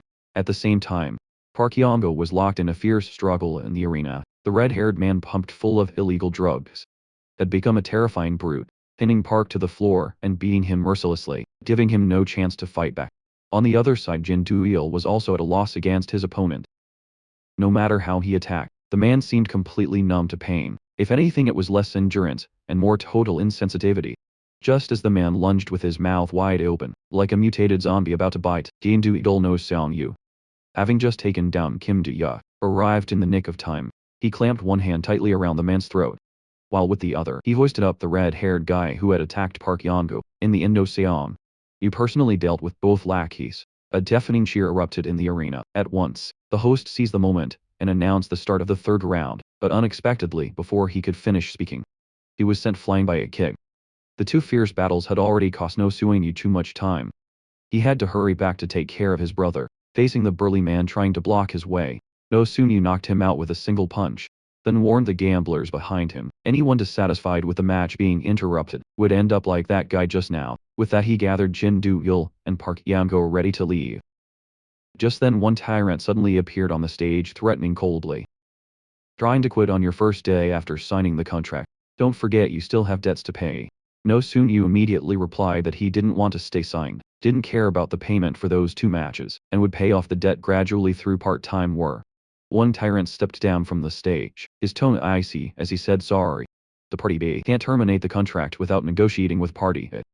If you won't comply we'll have to settle this with force.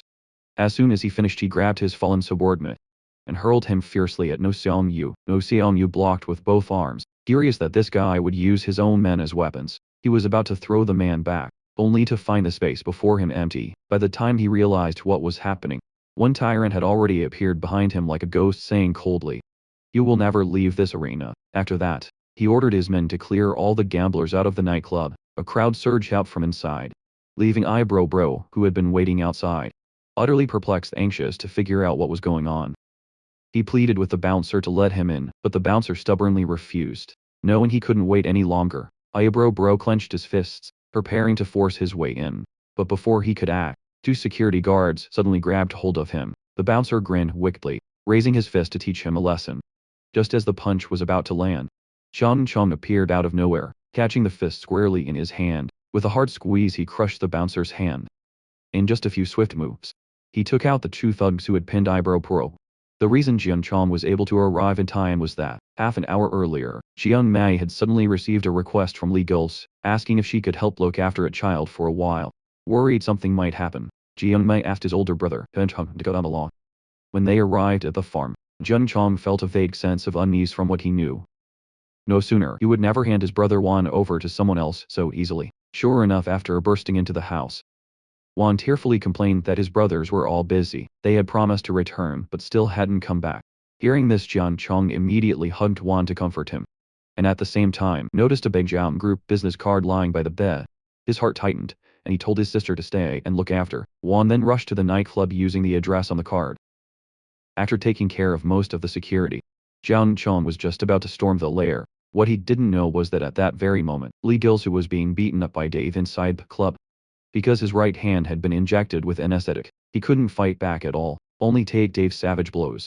Dave grabbed him by the hair and demanded to know why he was there. Li Gilsu no longer concealed his intentions. He said outright that he was here to find Senior No Seongyu. Dave let out a cold laugh after hearing this, saying the guy was probably at the arena by now, already beaten to a pulp and unrecognizable. Hearing this, Li Gilsu was furious. He swung his fist wanting to ask for the location of the arena. But with his right hand crippled, he lost his balance and was instead knocked down by a punch from Dave. Then Dave casually grabbed a bottle of red wine. In this world, what he hated most was naive ideals of justice. For him, life had always been survival of the fittest, and he was willing to abandon anything to reach his goals. Without hesitation, Dave smashed the bottle over Li Gilsu's head. Li Gilsu collapsed instantly, left with only faint shallow breaths. At that moment a sudden ringtone sounded. Dave answered his phone and learned there was trouble at the arena. Li Gilsu struggled to raise his head, wondering if Senior had started fighting. He heard Dave say he was heading over as well. Li Gilsu's heart filled with anxiety, grinding his teeth. He swore he couldn't let anything happen to his senior. He had to find a way to stop all of this. Just then he suddenly remembered his recent experience, climbing a cliff with his bare hands. The summit was within reach, but he was too exhausted to climb another inch. At the crucial moment a hand grabbed him and pulled him up. When he saw it was Senior No Seongyu, he thought he was saved, but unexpectedly, the next second his senior suddenly let go, sending him tumbling down the 100-meter cliff. On the brink of death, he somehow unleashed a tremendous strength, clinging desperately to a protruding rock, and managed to save his own life. Only then did his senior reveal a rare smile, reminding him to never forget the feeling of this moment, the potential unleashed. When a person stands at the edge of life and death, as long as there's even a sliver of strength left, no matter the situation, you can still turn the tables and never give up until the very last moment. Thinking of this, Li Gilsu suddenly lunged at the departing Dave, wheeling around him like a python, using his one good arm to lock the bastard's throat in a chokehold. Even as he was beaten to the brink of unconsciousness, he summoned every ounce of strength to protect those who mattered. No matter what, he could not let this bastard hurt anyone. Dave was completely caught off guard. Even after being wounded so badly, Li Gilsu could still muster such power. But Dave wasn't one to surrender easily. He tried to grab another bottle to strike back, yet Li Gilsu gave him no chance, choking him until foam frothed from his mouth. Meanwhile in the arena, Senior No Seongyu, whom Li Gilsu desperately wanted to protect, had already been beaten within an inch of his life by Guan Taihyun. One tyrant even pulled out a large jar of pills, intending to force them all down. Yo soon used throat to turn him into a slave of the bags and group. At that critical moment, the doors of the arena were blasted open by a powerful force. Zhang Shun leaped down from the high platform. Today he would show the bags and group what price they'd pay for messing with people from Yukmun Guan. With that, Jian Chun charged in first.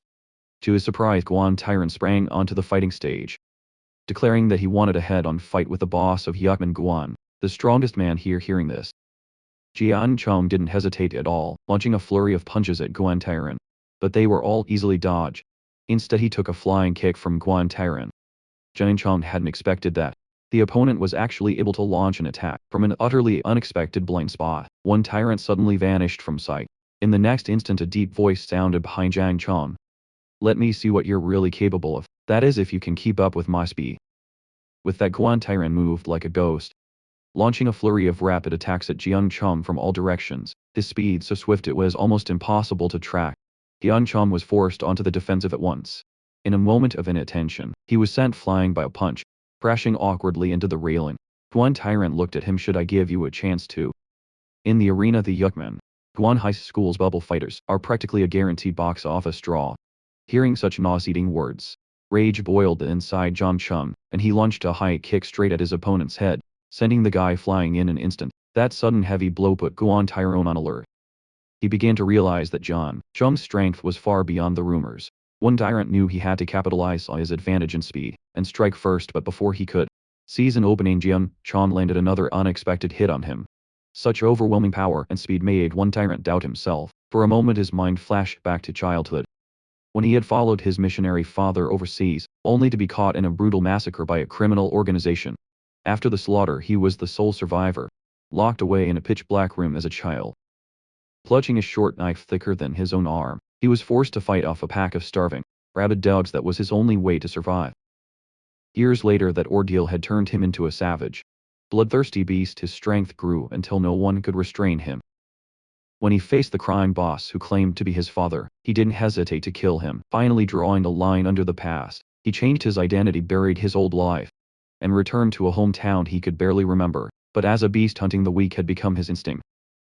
He believed that as long as he stood at the peak of power, he'd never suffer misfortune again.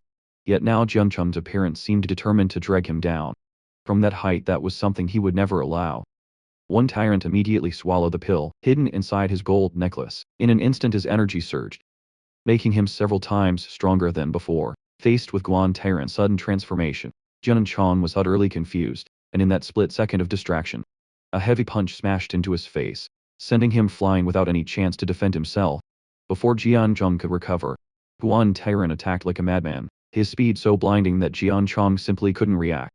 One tyrant raised his fist and sent Jian Chong flying out of the ring. With a single strike, Jian Chong lay motionless on the ground as if dead. One tyrant immediately took out his phone, ready to report his victory to Tenchi. Just then a voice suddenly sounded behind him. Jian Chong, who had been lying on the ground, was somehow back on his feet. "We're not done yet, now things get interesting. Is that all you've got? Unleash another 100 moves if you like. But I'll show you what real Yukman Guan's strength looks like." Meanwhile, Li Gilsu had defeated Dave. Seeing blood all over the nightclub, he assumed that his senior had fought a fierce battle. Worried, he wanted to rush over and help them immediately. But now his body was covered in wounds and even walking was a struggle. Just as he was at a loss for what to do, a bro suddenly shouted and ran over, telling him not to worry. Senior John had already arrived. Those nightclub staff lying on the ground had all been dealt with by Senior John. Hearing this, Li Gilsu finally breathed a sigh of relief and got ready to go with eyebrow bro to find Senior Jang. But right at that moment, a few more stragglers from the nightclub popped up. Seeing this, eyebrow bro stepped forward. Without hesitation, he told Li Gilsu to rest for now. He would take care of these guys. Since they were both students from the Yukman Guan, he naturally had to play his part to the end. As eyebrow bro entered combat mode, the second round between Jian Chong and Guan Tyrant in the arena officially began. After several exchanges, Jian Chong realized that Guan Tyrant was a textbook high-speed boxer. Someone like that, while still within a bearable range of strength, was extremely hard to catch with grappling techniques. If you weren't careful, you'd end up getting a harsh beating from him. Seeing Jian Chong turned into his personal punching bag, Guan Tyrant's confidence soared to its peak. He had once dominated the whole school, standing at the pinnacle of power. but he quickly realized there was still something he lacked: money. In this society, where you can't move an inch without cash, he had no choice but to start hustling. But before long he got taught a lesson by a gang. Just when he thought he'd be trampled underfoot forever, someone appeared out of nowhere and saved him. That person showed him what a truly powerful organization looked like. Not only did they have strength and numbers, but they could also amass huge fortunes in special ways.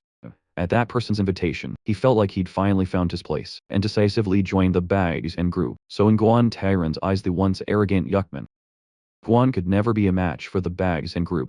Watching Jam Chung get knocked down by him yet again, Guan Tyrant urged him to just give up. Dragging this out would only make things worse.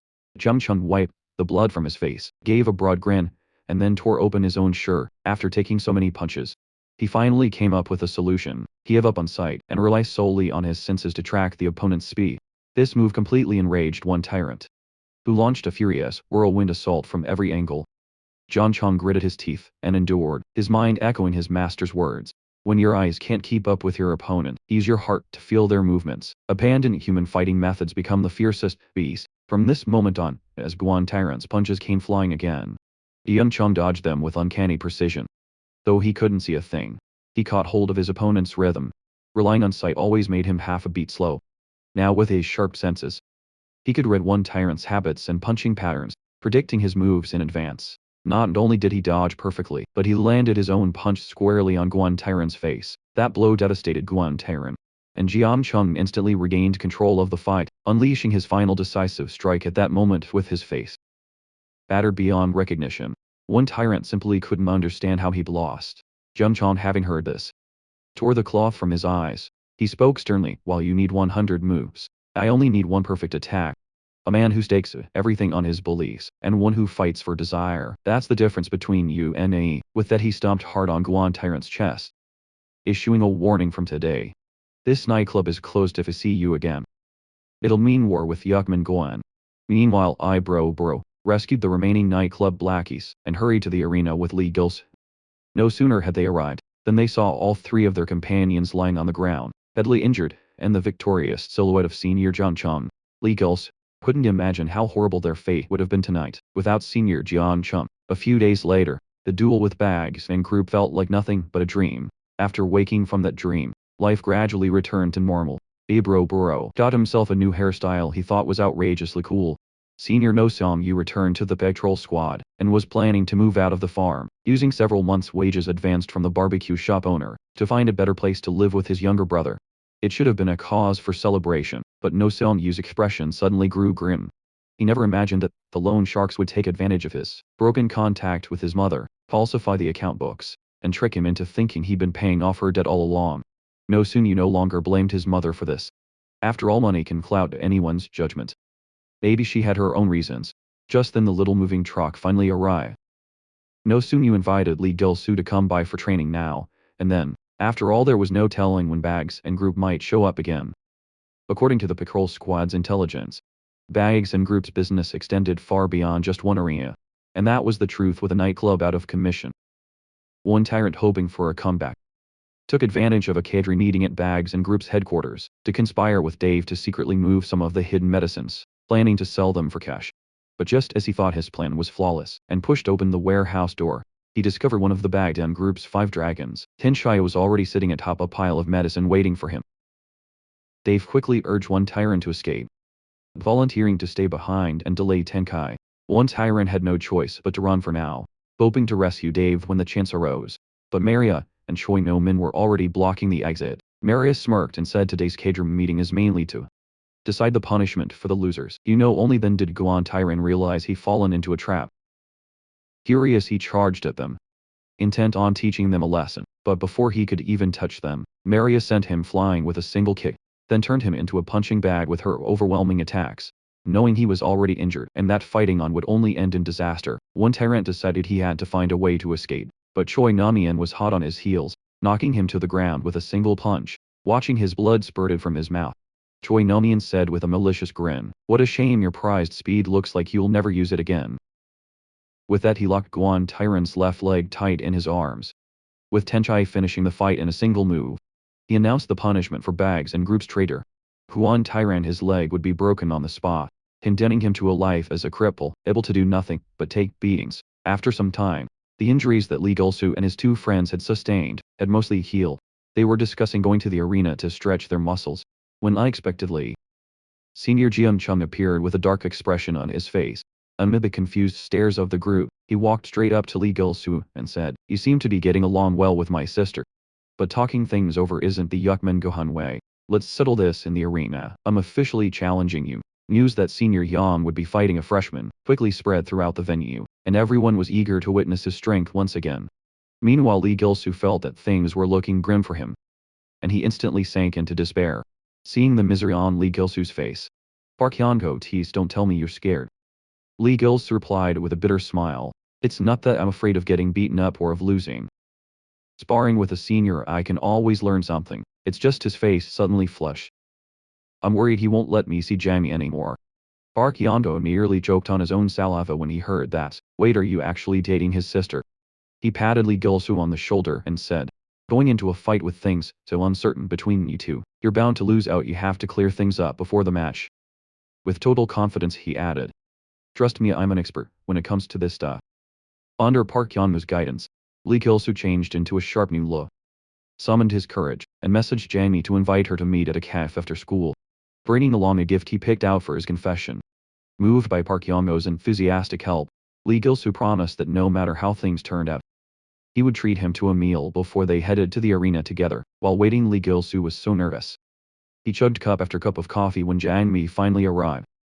He opened his mouth awkwardly, fumbling around in the corner of the sofa, before suddenly lifting the gift he prepared, and stammered, "I just thought of you on my way here, so this is for you." Only after saying it did he realize how incoherent he sounded. To his surprise, Jang Mi was delighted when she saw the gift. "Gilsu, how did you know I like piccolo?" Then she took a gift out of her backpack, and handed it to Lee Gilsu. Smiling brightly as she said, "You've been getting involved with some dangerous people lately, and I've been a little worried. This is like a talisman for me. I hope it can keep you safe." Lee Gilsu accepted the gift in disbelief. His heart pounding. Could it be that Jang Mi liked him too? The thought made him blurt out, "Jang Mi, what's your ideal type?" But then, Lee Gilsu suddenly received a piece of news he could hardly accept. Jang Mi's ideal was someone strong. Just like her brother, it was the complete opposite of Senior Jang. In an instant, Lee Gilsu realized he really wasn't her type. He shot to his feet, his face darkening.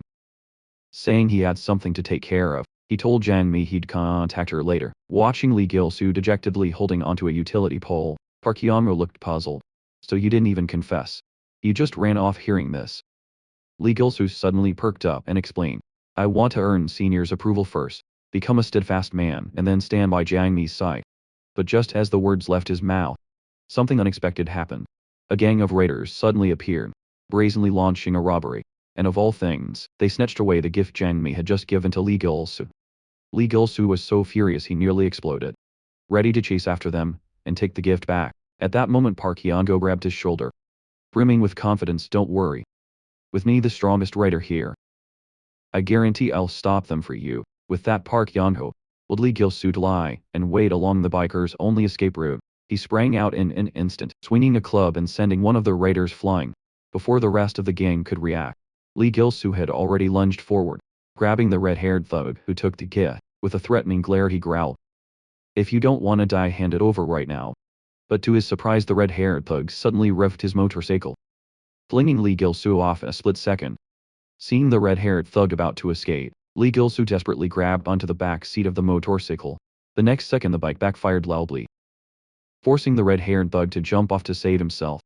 Noticing how recklessly Lee Gilsu was fighting over such a small item, the thug smirked, held up the gift bag, and without hesitation tossed it into the river. "You want it so badly, go get it yourself." The gift plunged into the water, and Lee Gilsu was scared out of his wits. Not caring about anything else, he leaped off the bridge after the gift. Meanwhile, inside the fighting arena, all the classmates had gathered, anxiously waiting with Jung Chong for Lee Gilsu to show up. Bro blamed himself, saying it was all his fault. He never should have let Lee Gilsu go see Jang Mi, alone with Park Hyun-go, and who knew what happened after the confession. As soon as the words left his mouth, Gin Du-il hurriedly clamped a hand over Bro's mouth, but it was already too late. News that Lee Gilsu had gone to confess to Jang Mi swept through the entire arena in an instant. When Jang Chung heard, he was furious, vowing to track down Lee Gilsu and teach him a lesson. On the other side, Park Yango thought he dealt with all the biker. But as he turned around, he spotted the red-haired one who'd slipped away. Seeing the red-haired thug, who was supposed to be Lee Gilsu's target about to escape, Park Yango broke out in a sweat, but couldn't find any trace of Lee Gilsum anywhere. With no choice, he chased after the thug. And just as he left, Lee Gilsu finally emerged from the water, anxiously scanning the area. At last, he spotted the gift Jinmi had given him lying in the grass nearby. He excitedly grabbed the bag, only to find it completely empty. Lee Gilsu turned toward the deeper part of the river, and without hesitation stripped off his clothes and shoes and dove in. No matter what, he had to find the gift from Jangmi. Fortunately, his persistence paid off. In a corner at the bottom of the river, he finally found the fallen box. Overjoyed, he broke through the water's surface, shouting in excitement. But just as he was about to swim back to shore, a sudden numbness seized his foot. He realized he was cramping. Lee Gilsu immediately mustered all his strength to swim toward the bank, but quickly ran out of energy. Unable to hold on, he swallowed several mouthfuls of water, struggling and calling for help. Sinking into despair at that moment, Chung Chung suddenly appeared and pulled him out of the water. After being rescued, Eyebrow Burrow and Jin Duil rushed over to ask why he jumped into the river like that. They told him that if they hadn't heard his cries for help, he'd have drowned for sure. Lee Gilsu recounted everything in detail to Senior Jiang. Afterwards, he took out the gift Jiang Mi had given him. When he opened it, he found it was a whistle. When Jiang Chung saw the whistle, he was stunned on the spot, because this whistle was the most precious thing he had given to his little sister when they were children.